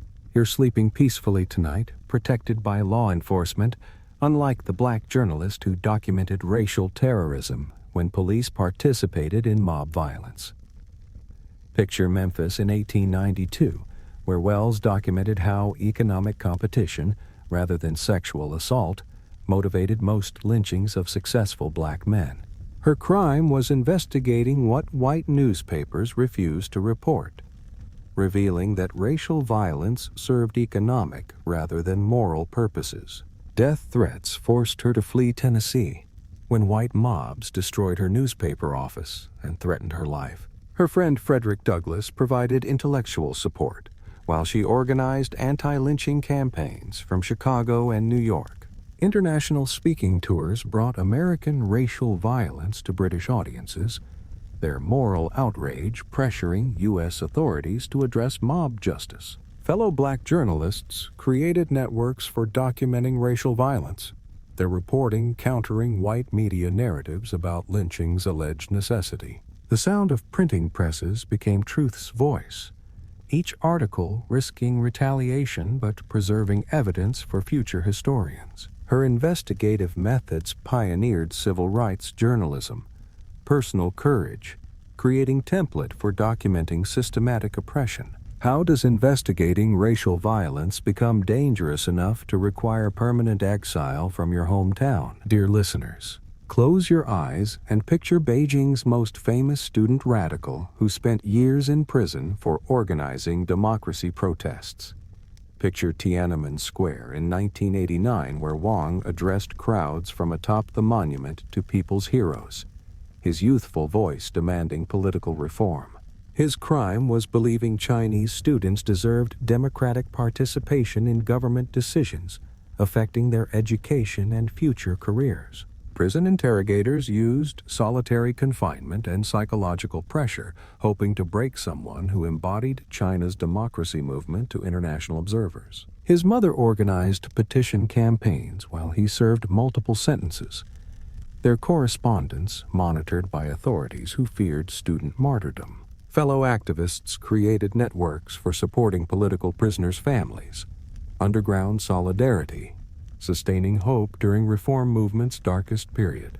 International student organizations pressured Chinese authorities through campus protests, global solidarity, transforming local dissent into universal cause. The sound of bicycle bells marked student life before imprisonment, mechanical rhythm contrasting with prison silence imposed by authorities. His eventual exile to America represented victory achieved through international pressure, freedom purchased through persistent diplomatic engagement. How does student organizing become subversive enough to warrant years of solitary confinement by communist authorities? You're healing peacefully tonight. Unlike the British nurse whose medical mission became military resistance during World War I's occupation. Picture German-occupied Belgium, where Cavell treated wounded soldiers regardless of nationality while secretly organizing escape routes for Allied prisoners. Her crime was believing medical neutrality included helping prisoners of war return home, rather than languish in enemy camps. German military courts sentenced her to death despite international law protecting medical personnel from execution during wartime. Her fellow nurses organized petitions while she awaited execution, professional networks appealing for clemency through diplomatic channels. International medical associations protested her treatment. Professional ethics demanding protection for healthcare workers serving humanitarian rather than military purposes. Fellow resistance workers created elaborate networks for moving escapees, underground railroads operating under medical cover across occupied territories. The sound of footsteps on hospital floors became freedom's rhythm. Healing mission transformed into liberation operation. Her execution shocked neutral countries. Martyrdom inspiring Allied propaganda while demonstrating German disregard for international law. How does nursing wounded soldiers become treasonous enough to warrant execution despite international medical neutrality? Hey friends, settle into intellectual freedom as we remember the Czech thinker who spent years imprisoned for signing human rights charters. Picture Czechoslovakia's universities where Benda taught philosophy, until communist authorities banned him from academic work for political unreliability. His crime was signing Charter 77, document demanding government respect for human rights guaranteed by international treaties Czechoslovakia had signed. Prison conditions couldn't break his intellectual curiosity. Fellow inmates became students in improvised universities behind prison walls. His wife, Camila, organized support networks while he served multiple sentences, their marriage sustained through coded letters and brief prison visits. Fellow intellectuals created samizdat networks for distributing banned writings, philosophical texts circulating through underground channels despite official censorship. International academic organizations provided moral support through professional networks. Scholarly solidarity, sustaining hope for intellectual freedom's eventual restoration. The sound of typewriter keys became resistance rhythm, each essay risking imprisonment but preserving ideas for future generations. His philosophical writings continue influencing European political thought, abstract ideas proving more durable than concrete prison walls. How does signing a human rights petition become dangerous enough to warrant years of imprisonment and professional destruction? You're judging freely tonight, unlike Nigeria's human rights lawyer who risked death threats defending women sentenced under religious law. Picture northern Nigeria, where Ibrahim challenged Sharia courts' death sentences against women accused of adultery in conservative Islamic communities. Her crime was believing legal defense should be available to all defendants regardless of gender, religion, or social status. Death threats from religious extremists forced her to vary travel routes and disguise court appearances while maintaining legal practice. Her husband provided security support while she handled controversial cases, their marriage sustained despite constant danger from representing unpopular clients. Fellow lawyers created networks for supporting human rights cases. Professional solidarity providing protection when official authorities offered none. International legal organizations provided funding and training.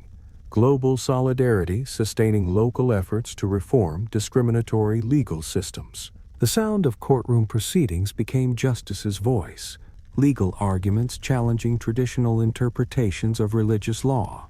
Her successful appeals saved lives while transforming Islamic jurisprudence. Professional courage creating precedents for future women's rights cases. How does providing legal defense become dangerous enough to require constant security protection from religious extremists? Dear listeners, breathe healthily tonight as we honor the Chinese epidemiologist who risked prison exposing government corruption during disease outbreaks. Picture Xinjiang province, where Chen documented how officials covered up infectious disease outbreaks to maintain social stability during sensitive political periods. His crime was believing public health required honest reporting rather than political manipulation of medical data for propaganda purposes. Authorities sentenced him to 9 years for inciting subversion after he criticized government response to ethnic unrest and disease control.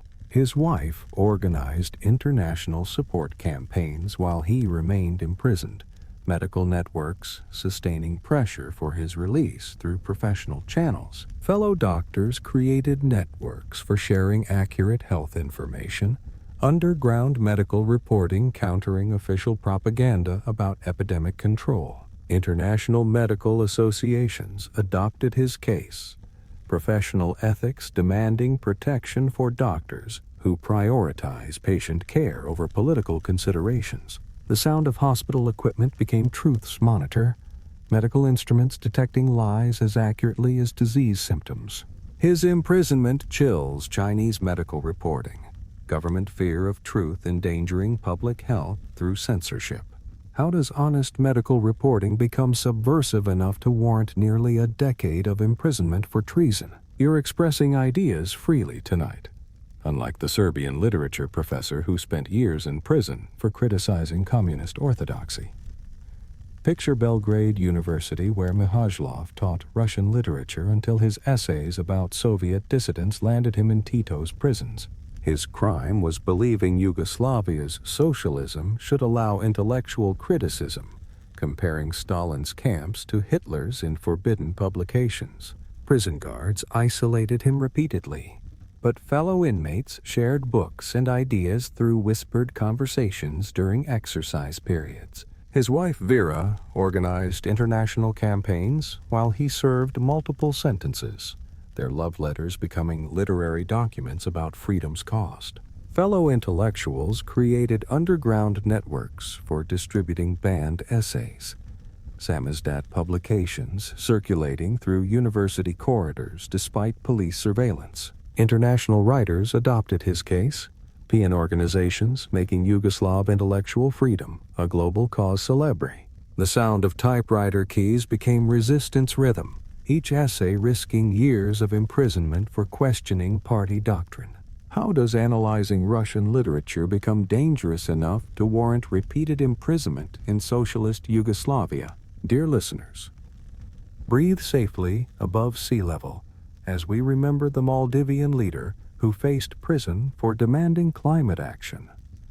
Picture Mail's presidential palace, where Nasheed organized underwater cabinet meetings to highlight his nation's vulnerability to rising seas. His crime was challenging powerful resort developers and corrupt officials who profited from environmental destruction of coral atolls. Exile followed a military coup, but he continued climate advocacy from international platforms while facing arrest warrants at home. His wife Layla organized support networks while he remained overseas, their separation marking personal costs of environmental activism. Fellow climate activists created global networks for small island states, their solidarity sustaining hope for international action on sea level rise. International environmental organizations provided platforms for his advocacy, climate diplomacy requiring protection of vulnerable leaders facing domestic persecution. The sound of ocean waves marked time's urgency, rising waters threatening entire nations' existence within decades. How does warning about climate change become treasonous enough to warrant exile from your drowning homeland? Hey friends, sleep peacefully tonight. Thanks to the Liberian peace activist whose women's movement stopped a brutal civil war. Picture Monrovia's refugee camps, where Gaboe organized traumatized mothers to demand peace from warlords destroying their children's futures. Her crime was believing women could end male violence, feminist peace activism challenging military masculinity and tribal warfare. Death threats followed her peace rallies, but thousands of women joined protests wearing white clothes as symbols of mourning and hope. Her fellow mothers created networks spanning ethnic divisions, their solidarity transcending traditional boundaries that fueled decades of conflict. International women's organizations provided support while she negotiated with warlords, global sisterhood sustaining local peace efforts despite minimal resources. The sound of women singing became peace's voice. Traditional songs transformed into political anthems for ending civil war. Her Nobel Prize recognized women's role in peacemaking, maternal authority proving stronger than military power in conflict resolution. How does organizing mothers for peace become dangerous enough to warrant death threats from armed warlords? You're walking safely tonight. Unlike the Bulgarian dissident who died from ricin pellet fired from umbrella on London Bridge. Picture London streets where Markov broadcasted anti-communist programs to Bulgaria before assassins killed him with exotic poison delivery system. His crime was satirizing party leaders through radio programs, literary humor exposing absurdities of communist bureaucracy to domestic audiences. KGB training provided assassination technology, Cold War espionage, creating methods for eliminating inconvenient voices through deniable murder techniques. His wife Annabelle organized investigations while he lay dying, their love story ending with international conspiracy for silencing dissident voices. Fellow exiles created security networks after his death, émigré communities understanding that geography couldn't protect them from state terrorism. International investigators documented assassination methods, forensic evidence revealing sophisticated state capabilities for eliminating political opponents abroad. The sound of footsteps became danger's approach, ordinary street scenes concealing deadly political surveillance and elimination operations. How does writing satirical radio programs become dangerous enough to warrant assassination by exotic poison umbrella? Dear listeners, create art freely, as we remember the Chinese photographer whose marriage to a dissident made her guilty by association. Picture Beijing apartments where Liu Xia remained under surveillance for 8 years because her husband, Liu Xiaobo, challenged party authority. Her crime was loving someone who demanded democracy. Spousal punishment extending political persecution beyond individual dissidents to family members. Isolation damaged her mental health while supporters organized international campaigns. Her artistic work documenting psychological effects of political repression. Her friends created networks for maintaining contact despite restrictions. Underground solidarity sustaining hope during years of enforced solitude. International artists adopted her case. Creative communities recognizing threats to artistic freedom through systematic family persecution. Her photography captured beauty amid oppression. Artistic vision surviving despite authorities' attempts to destroy creative expression through isolation. The sound of camera shutters marked resistance, each image asserting humanity's persistence despite systematic dehumanization. How does marriage to a democracy activist become dangerous enough to warrant years of house arrest and surveillance? You're reading freely tonight. Unlike the Palestinian writer whose novels inspired resistance before car bomb ended his literary career. Picture Beirut's refugee camps where Kanafani documented Palestinian displacement while Israeli agents tracked his political activities. His crime was believing literature should serve liberation, fictional narratives inspiring real political resistance against occupation and displacement. Assassination by car bomb silenced his voice, but his novels continued circulating through underground networks across Arab world. His wife Annie organized memorial activities while their daughters grew up knowing Daddy died for Palestinian freedom. Fellow writers created networks for preserving banned literature. Cultural resistance, sustaining national identity despite physical dispersal and political oppression. International literary communities translated his works. Global readership sustaining Palestinian narrative despite attempts to erase cultural memory. The sound of printing presses became freedom's voice, literary resistance proving more durable than military occupation. How does writing about refugee experience become dangerous enough to warrant assassination by car bomb explosion? Hey friends, appreciate art freely as we honor Ecuador's painter, whose murals challenged social inequality and American imperialism. Picture Quito's walls where Guayasamín painted indigenous suffering and working-class struggles despite government pressure to create acceptable public art.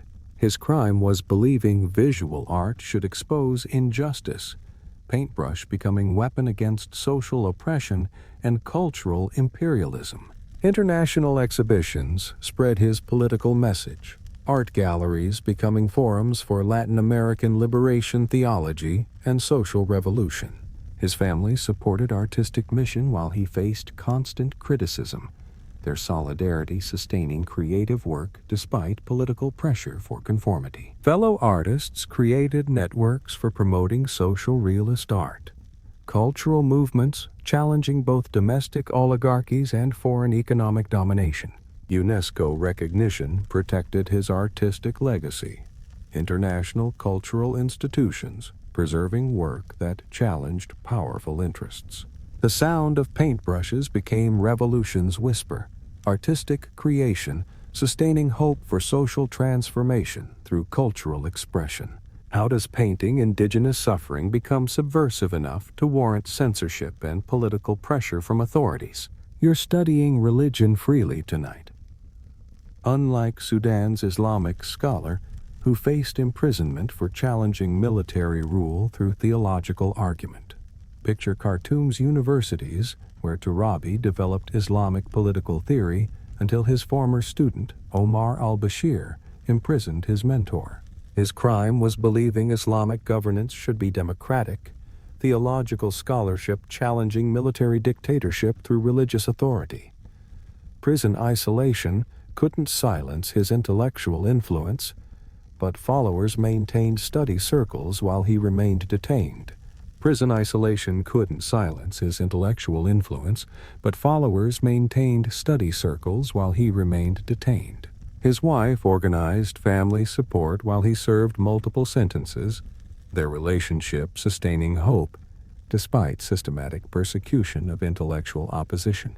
Fellow scholars created networks for preserving Islamic democratic theory, religious education continuing despite official attempts to control theological discourse. International Islamic organizations provided moral support, scholarly solidarity, sustaining hope for religious freedom despite domestic repression. The sound of Quran recitation became resistance rhythm, religious study challenging authoritarian attempts to monopolize Islamic interpretation. How does Islamic scholarship become dangerous enough to warrant imprisonment by former students turned military dictators? Dear listeners, live without exile tonight as we remember Iran's opposition leader, who spent decades organizing resistance from European bases. Picture Paris suburbs where Rajavi coordinated MEK operations against Iran's theocratic regime while intelligence services tracked her activities. Her crime was believing women could lead Islamic revolution, feminist interpretation of revolution, challenging clerical patriarchy and traditional gender roles. Security threats required constant protection, but international support sustained organizational capabilities despite geographic separation from homeland. Her supporters created networks spanning continents, exiled communities maintaining revolutionary commitment despite decades of separation from Iran. Fellow dissidents organized international pressure campaigns, global solidarity providing platforms for opposition voices silenced inside Iran. Intelligence agencies from multiple countries monitored her activities. Revolutionary exile creating diplomatic complications for host nations.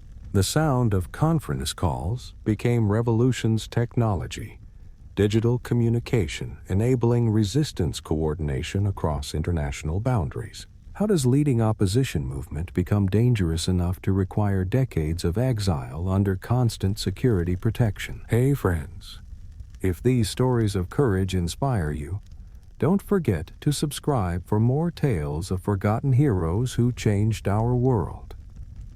You're traveling freely tonight, unlike the Soviet mathematician who spent 9 years in prison for applying to emigrate to Israel. Picture Moscow's research institutes, where Sharansky worked until Jewish identity made him unemployable under anti-Semitic policies. His crime was requesting exit visa, seeking religious freedom that communist ideology denied to Soviet Jewish populations. Solitary confinement tested his sanity, but chess problems and Hebrew study sustained hope through years of isolation. His wife Avital lobbied world leaders while he remained imprisoned, their separated love inspiring global solidarity campaigns. Fellow refuseniks created support networks for families seeking emigration, underground communities sustaining hope despite systematic persecution. International chess tournaments became political protests, grandmasters making Soviet Jewish freedom a global cause. The sound of chess pieces became freedom's calculation, strategic thinking applied to survival rather than games. How does seeking permission to emigrate become treasonous enough to warrant years of solitary confinement and persecution? You're celebrating freedom tonight, unlike Burma's independence hero who was assassinated months before his nation's liberation from British rule. Picture Rangoon's government buildings where Aung San negotiated Burma's independence while rival politicians plotted his elimination. His crime was uniting Burma's diverse ethnic groups under single independence movement, threatening politicians who preferred divide-and-rule tactics. Gunmen burst into cabinet meeting and killed most independence leaders. British departure creating power vacuum filled by violence. His daughter Suu Kyi carried forward his democratic vision decades later. Family legacy sustaining Burma's democracy movement despite military oppression. Fellow independence leaders created martyrdom narratives around his assassination, political murder becoming foundation myth for Burmese nationalism. International observers documented how colonial withdrawal created instability. Hasty decolonization processes repeated across post-war world with similar tragic results. The sound of gunfire marked democracy's stillbirth. Political assassination preventing peaceful transition to self-governance. How does achieving independence become dangerous enough to warrant assassination by rival politicians seeking power? Dear listeners, rest in democratic peace as we remember Pakistan's charismatic leader who died for challenging military dominance over civilian politics. Picture Islamabad's courts, where Bhutto faced trumped-up murder charges after military coup removed his elected government from power. His crime was believing civilian politicians should control nuclear weapons rather than military generals seeking regional dominance. Prison isolation couldn't break his spirit. Supporters organized massive rallies while he awaited execution, despite international pressure for clemency. His daughter Benazir continued his political legacy while he remained imprisoned. Family dynasty sustaining Pakistan People's Party through decades of military rule. Fellow politicians created underground networks for maintaining democratic opposition. Civilian resistance operating despite systematic military repression of political activities. International leaders appealed for his life. Diplomatic pressure proving insufficient against military determination to eliminate charismatic civilian leadership. The sound of gallows construction marked democracy's execution. Judicial murder disguised as legal process for eliminating political opposition. How does challenging military control become treasonous enough to warrant execution despite international diplomatic pressure for clemency? You're thinking independently tonight? Unlike South Africa's philosopher-president, who faced party rebellion for questioning AIDS orthodoxy and Zimbabwe policy.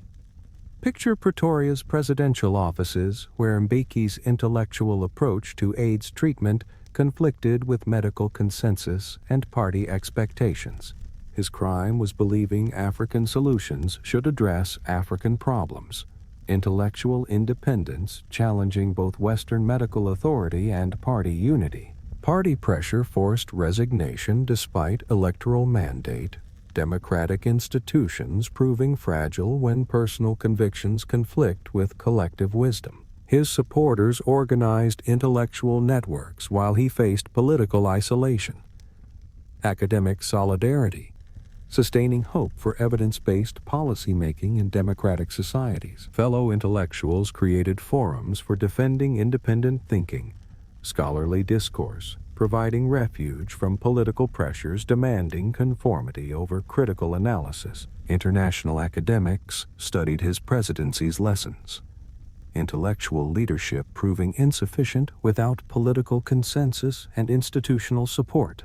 The sound of academic conferences marked exile from power, scholarly retreat following political defeat by pragmatic colleagues. How does intellectual independence become dangerous enough to warrant removal by your own political party and supporters? Hey friends, travel safely tonight as we remember Colombia's presidential candidate who spent 6 years chained in jungle camps by revolutionary guerrillas.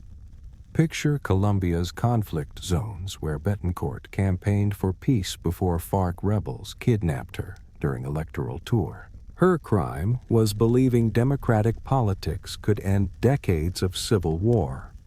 Peaceful campaigning making her valuable propaganda prize. Jungle camps became prison for years, chains and constant movement preventing escape while media attention sustained international pressure. Her mother organized global campaigns while she remained missing. Family advocacy creating diplomatic crisis between Colombia and neighboring countries harboring rebels. Fellow hostages shared captivity experiences. Solidarity among prisoners sustaining hope during endless marches through dangerous territory controlled by drug-funded insurgents. International mediators pursued complex negotiations, hostage diplomacy entangling democratic politics with revolutionary violence and criminal drug trafficking. The sound of jungle wildlife marked time's passage, natural beauty contrasting with human-imposed suffering in remote wilderness areas. How does campaigning for peace become dangerous enough to warrant years of jungle captivity by revolutionary guerrillas? You're practicing faith freely tonight. Unlike Tibet's revered Lama, who died in Chinese prison after decades of imprisonment for alleged separatism. Picture Tibet's monasteries where Delic promoted environmental protection and Tibetan culture before authorities arrested him for bomb attacks he denied committing. His crime was maintaining Tibetan Buddhist identity, while Chinese development transformed traditional pastoral society into modern administrative region. Prison conditions weakened his health over 18 years, but followers maintained shrines and prayer rituals, sustaining spiritual connection despite physical separation. His supporters organized international campaigns while he remained imprisoned.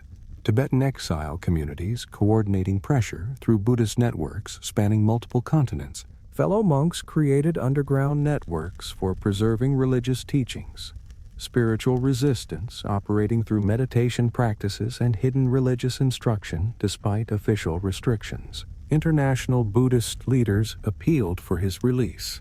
Religious solidarity proving insufficient against Chinese determination to control Tibetan spiritual authority. The sound of prayer wheels marked faithful devotion. Mechanical rotation sustaining hope when political freedom seemed impossible. How does environmental activism become separatist enough to warrant life imprisonment in Chinese political prison system? Dear listeners, sleep peacefully under justice's protection, thanks to the French couple who spent decades tracking down Holocaust perpetrators hiding in plain sight. Picture post-war Europe, where the Klarsfelds pursued Nazi war criminals, while governments preferred forgetting rather than confronting collaborative pasts. Their crime was believing justice required memory. Holocaust documentation challenging comfortable narratives about wartime resistance and collaboration. Death threats accompanied their investigations, but survivor testimonies sustained commitment to accountability despite personal danger from former SS networks. Their children grew up understanding family mission, second generation carrying forward memorial work while parents faced constant security threats. Fellow Nazi hunters created international networks for sharing information, cross-border cooperation, overcoming national reluctance to confront collaborative histories. Holocaust survivors provided testimony despite painful memories, their courage enabling prosecutions decades after liberation from concentration camps. The sound of filing cabinets marked evidence collection, bureaucratic patience proving necessary for legal justice against systematic mass murder. Their work continues inspiring transitional justice movements, personal dedication creating template for confronting historical atrocities. How does documenting Nazi crimes become dangerous enough to require constant security protection from former SS networks? You're aging gracefully tonight, unlike the Russian revolutionary who spent decades in Fortress Peter and Paul for opposing autocratic rule. Picture St. Petersburg's revolutionary circles, where Figner organized assassination attempts against Tsar Alexander II before police arrested her terrorist cell. Her crime was believing violence could accelerate social change. Revolutionary terrorism challenging autocratic government through systematic elimination of officials. Solitary confinement lasted 20 years. but revolutionary commitment sustained hope, despite complete isolation from political developments outside prison walls. Her comrades organized prison breaks while she remained captive, underground networks sustaining revolutionary movement despite systematic police repression of radical organizations. Fellow revolutionaries created martyrdom narratives around imprisoned comrades, political sacrifice inspiring new generations of anti-Tsarist activists despite brutal consequences. International revolutionary movements adopted Russian methods, terrorist tactics spreading across borders as political tool against autocratic governments worldwide. The sound of prison keys marked time's passage, metallic rhythm counting decades lost to political imprisonment for revolutionary ideals. How does opposing autocratic rule become dangerous enough to warrant 20 years of solitary confinement in fortress prison? Hey friends, dress as you choose tonight, as we honor the Iranian women's rights activist who faced imprisonment for questioning mandatory hijab. Picture Tehran's universities, where Abbas Golizadeh organized women's studies programs before authorities banned feminist education as Western cultural invasion. Her crime was believing Iranian women deserved educational equality, feminist scholarship, challenging theocratic restrictions on female intellectual development. Prison terms interrupted her activism repeatedly, but international women's networks sustained pressure for academic freedom despite government determination to control female education.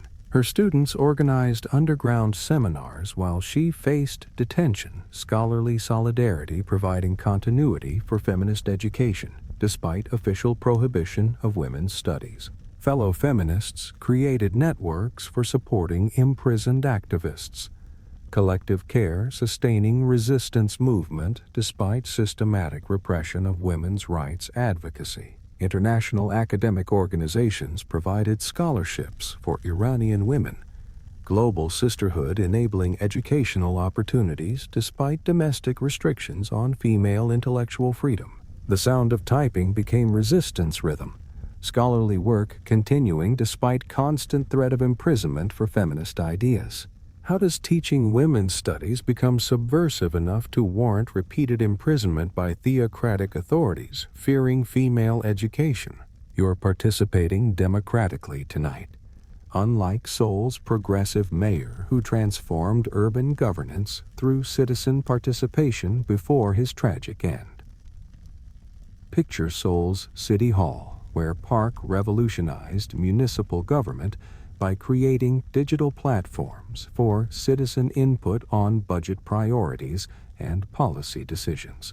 His crime, according to conservative critics, was believing ordinary citizens could govern themselves rather than defer to traditional political elites. Scandal allegations emerged before his suicide, personal tragedy destroying career dedicated to democratic innovation and social justice advocacy. His supporters organized memorial services while investigating allegations, progressive movement grappling with leaders' personal failures despite their public contributions. Fellow progressives created networks for continuing democratic innovations, institutional reforms surviving political scandals that destroy individual careers but preserve systemic changes. International urban planners studied Seoul's participatory budgeting model, municipal democracy inspiring global movements for citizen engagement and local governance decisions. The sound of computer clicks marked digital democracy, electronic participation enabling mass political involvement in urban planning and budget allocation. How does creating participatory democracy become controversial enough to generate fatal scandals, ending promising political careers? Dear listeners, access information freely tonight, thanks partly to the Australian journalist who spent years trapped in embassy rooms for publishing government secrets. Picture London's Ecuadorian embassy where Assange lived for 7 years to avoid extradition, while WikiLeaks continued publishing classified documents revealing diplomatic deceptions. His crime was believing democratic citizens deserved access to government communications, transparency activism, challenging state secrecy, claims about national security requirements. Embassy confinement damaged his health and relationships, but supporters maintained solidarity networks spanning continents, while authorities pursued extradition through complex legal proceedings. His mother organized international campaigns while he remained trapped, family advocacy sustaining pressure for press freedom despite government determination to prosecute disclosure of classified information. Fellow journalists created networks for protecting whistleblowers. Professional solidarity defending source protection despite government pressure on media organizations to cooperate with secrecy prosecutions. International press freedom organizations provided legal support. Global journalism community, recognizing threats to investigative reporting through prosecution of publishers who reveal government wrongdoing. The sound of computer servers became transparency's heartbeat.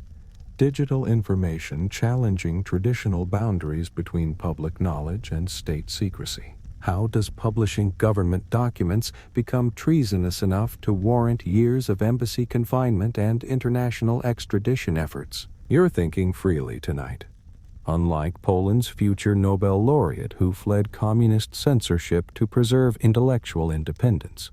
Picture post-war Warsaw, where Miłosz worked as cultural attaché until Stalin's cultural policies made artistic integrity impossible under party control. His crime was believing poetry should explore spiritual questions rather than serve propaganda purposes for communist authorities building new socialist culture. Emigration to America meant permanent separation from Polish language community, but creative freedom required escape from suffocating ideological constraints on literary expression.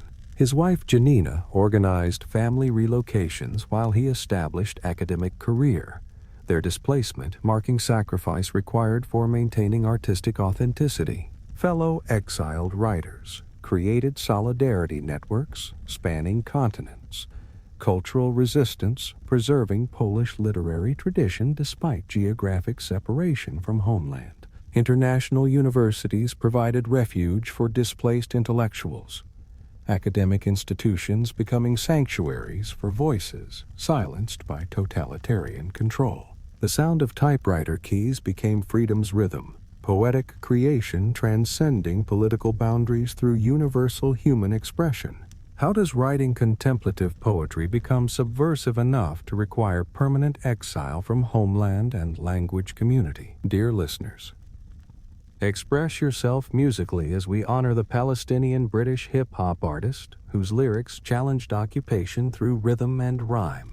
Picture London's recording studios, where Mansour created Palestinian rap music, while Gaza remained under blockade and occupation by Israeli forces. Her crime was believing hip-hop could carry liberation messages, musical activism challenging political silence about Palestinian suffering through artistic expression. International tours spread her political message despite venue cancellations, concert halls becoming forums for Palestinian solidarity and cultural resistance against systematic oppression. Her family supported artistic mission while she faced criticism from multiple communities, personal courage sustaining creative work despite political pressure for silence. Fellow Palestinian artists created networks for promoting cultural identity, musical communities preserving national memory through artistic expression despite physical displacement. Global hip-hop communities provided platforms for political rap, musical solidarity, transcending geographic boundaries through shared artistic commitment to social justice. The sound of drum machines became resistance rhythm, electronic beats carrying traditional Palestinian themes into contemporary musical forms. How does rapping about Palestinian rights become controversial enough to warrant venue cancellations and community criticism? Hey friends, advocate freely tonight as we remember Belarus's most prominent human rights lawyer imprisoned for defending political prisoners. Picture Minsk's courts, where Bialyatsky documented government repression until authorities sentenced him for tax evasion related to human rights funding. His crime was believing Belarusian citizens deserved legal protection. Civil rights advocacy challenging authoritarian control over individual freedom and expression. Prison labor separated him from human rights work. But colleagues continued documenting abuses while he served sentence for defending democracy. His wife Natalia organized international campaigns while he remained imprisoned. Family advocacy sustaining pressure for human rights defenders' release through diplomatic channels. Fellow activists created networks for supporting political prisoners' families. Collective solidarity providing assistance for relatives of detained democracy advocates. International human rights organizations provided legal support.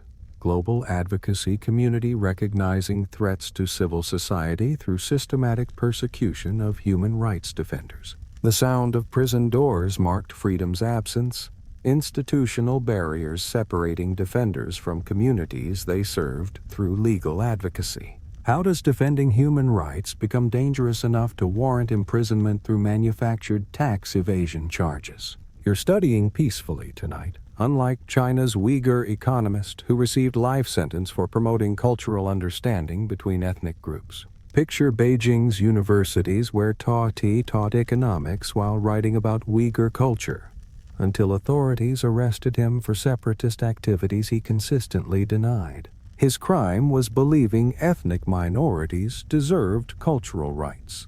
Scholarly advocacy for Uyghur identity challenging Chinese policies of cultural assimilation in Xinjiang province. Life imprisonment separated him from students who respected his moderate approach. Educational mission destroyed by government suspicion of ethnic minority intellectuals. His daughter organized international campaigns while he remained imprisoned. Family separation marking costs of advocating for minority rights in authoritarian system. Fellow Uyghur intellectuals faced similar persecution.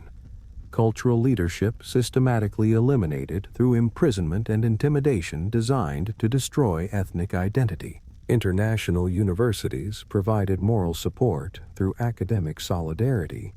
Global scholarly community recognizing threats to intellectual freedom through ethnic minority persecution.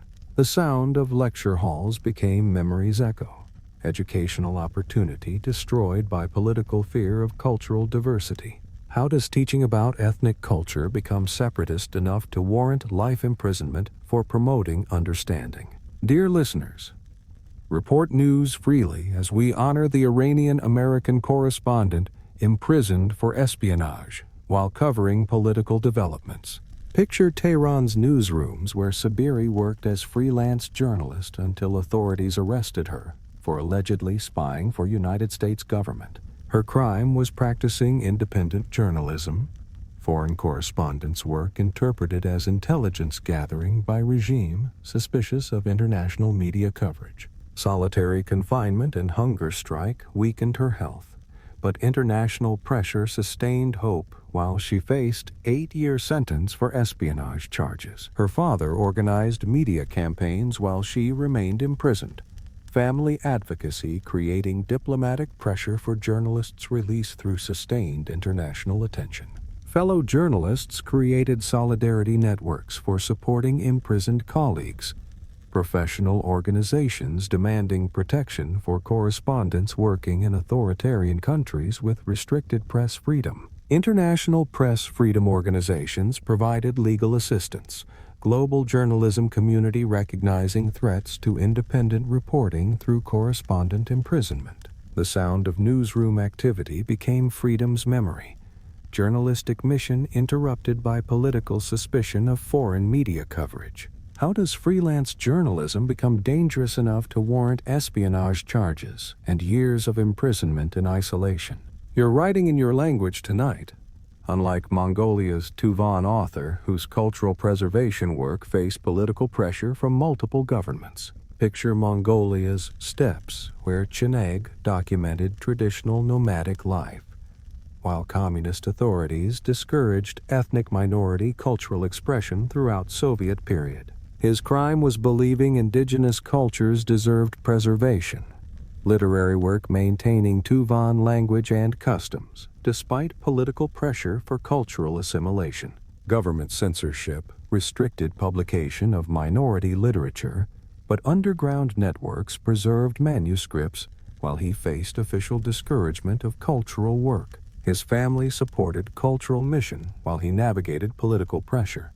Traditional knowledge sustained through storytelling despite modernization policies threatening nomadic lifestyle. Fellow minority writers created networks for preserving endangered languages. Cultural resistance operating through literature when political expression remained dangerous. International anthropologists provided academic support, scholarly solidarity, sustaining minority cultural preservation despite government policies favoring cultural homogenization. The sound of traditional music marked cultural memory, ancient melodies preserving nomadic identity through artistic expression, transcending political boundaries. How does preserving nomadic culture become politically sensitive enough to warrant censorship and official discouragement? Hey friends, practice law freely, as we remember Iran's human rights attorney imprisoned for representing political dissidents and women's rights activists. Picture Tehran's courts where Sotoudeh defended protesters and women challenging mandatory hijab until authorities sentenced her for national security crimes. Her crime was providing legal representation regardless of clients' political beliefs, professional ethics, challenging state control over legal advocacy and judicial independence. Multiple prison sentences separated her from young children, but international legal organizations sustained pressure while she served time for defending basic rights. Her husband organized support campaigns while she faced repeated imprisonments. Family sacrifice, enabling legal advocacy for Iran's most vulnerable populations despite personal costs. Fellow lawyers created networks for supporting imprisoned colleagues. Professional solidarity, providing protection for legal advocates challenging authoritarian control through courtroom representation. International bar associations provided moral support. Global legal community recognizing threats to rule of law through systematic persecution of human rights lawyers. The sound of gavels became justice's memory, judicial independence threatened by political control over legal profession. How does providing legal defense become subversive enough to warrant multiple imprisonments for professional legal advocacy? You're preserving culture freely tonight. Unlike Bhutan's Buddhist monk who faced persecution for documenting government policies affecting traditional monastery life. Picture Bhutan's ancient monasteries where Chering recorded traditional practices until authorities questioned his documentation of cultural changes during modernization programs. His crime was believing religious traditions deserved protection. Cultural preservation work, challenging government policies, promoting rapid social transformation over traditional values. Monastery isolation couldn't silence his documentation efforts, but official pressure discouraged cultural preservation work that challenged modernization narratives about development. His fellow monks created networks for protecting traditional knowledge, religious communities sustaining cultural practices despite political pressure for social transformation and development. International Buddhist organizations provided moral support through religious solidarity, global Sangha community recognizing threats to traditional practices through forced modernization policies. The sound of temple bells marked cultural continuity, religious ritual preserving traditional identity despite social pressure for rapid transformation. His documentation remains hidden. Cultural preservation work threatened by political suspicion of traditional religious authority, challenging state development policies. How does documenting traditional culture become problematic enough to warrant official pressure against cultural preservation work? Dear listeners, travel with documents tonight as we honor Western Sahara's independence activist who used hunger strikes for liberation. Picture Layuni's refugee camps where Haidar organized peaceful resistance until Moroccan authorities stripped her citizenship for independence advocacy work. Her crime was believing Sarawis deserved self-determination. Nonviolent activism, challenging Moroccan control over disputed territory through peaceful resistance methods. Airport hunger strike lasted 32 days, but international pressure eventually restored her documents while she remained committed to peaceful liberation struggle. Her family supported independence work while she faced repeated detention, collective commitment, sustaining liberation movement despite systematic repression of Sahrawi political expression. Fellow independence activists created networks for maintaining resistance, peaceful struggle operating through civil disobedience despite military occupation of traditional territory.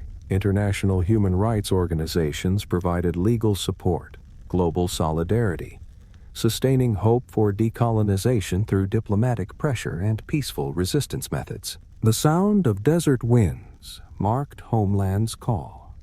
Natural environment, sustaining cultural identity, despite political separation from ancestral territory. How does peaceful independence advocacy become dangerous enough to warrant citizenship revocation and airport hunger strikes? Hey friends, thank you for joining this journey through 100 stories of quiet courage. These forgotten heroes remind us that ordinary people can change the world through extraordinary moral bravery. Shay, you're ending this series safely tonight, unlike the unknown Chinese official who sent anonymous letters exposing government corruption before disappearing forever. Picture Beijing's government offices, where an unnamed whistleblower leaked documents about leadership corruption until authorities discovered the source through handwriting analysis. Their crime was believing Chinese citizens deserved honest government, bureaucratic conscience, challenging party control over information and official accountability. Disappearance marked the fate of many anonymous resistors, but leaked documents continued circulating through underground networks despite systematic efforts to suppress evidence. Their family never learned their fate while supporters maintained hope. Underground solidarity preserving memory of conscience despite official attempts to erase all traces. Fellow bureaucrats created cautious networks for protecting honest officials. Internal resistance operating through anonymous channels when open dissent remained impossible. International investigators never identified the whistleblower.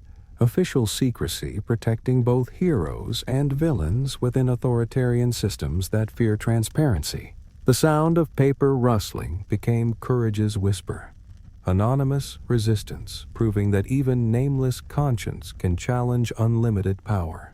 How does anonymous truth-telling become dangerous enough to warrant complete disappearance from history and family memory? And so our gentle journey ends, dear listeners.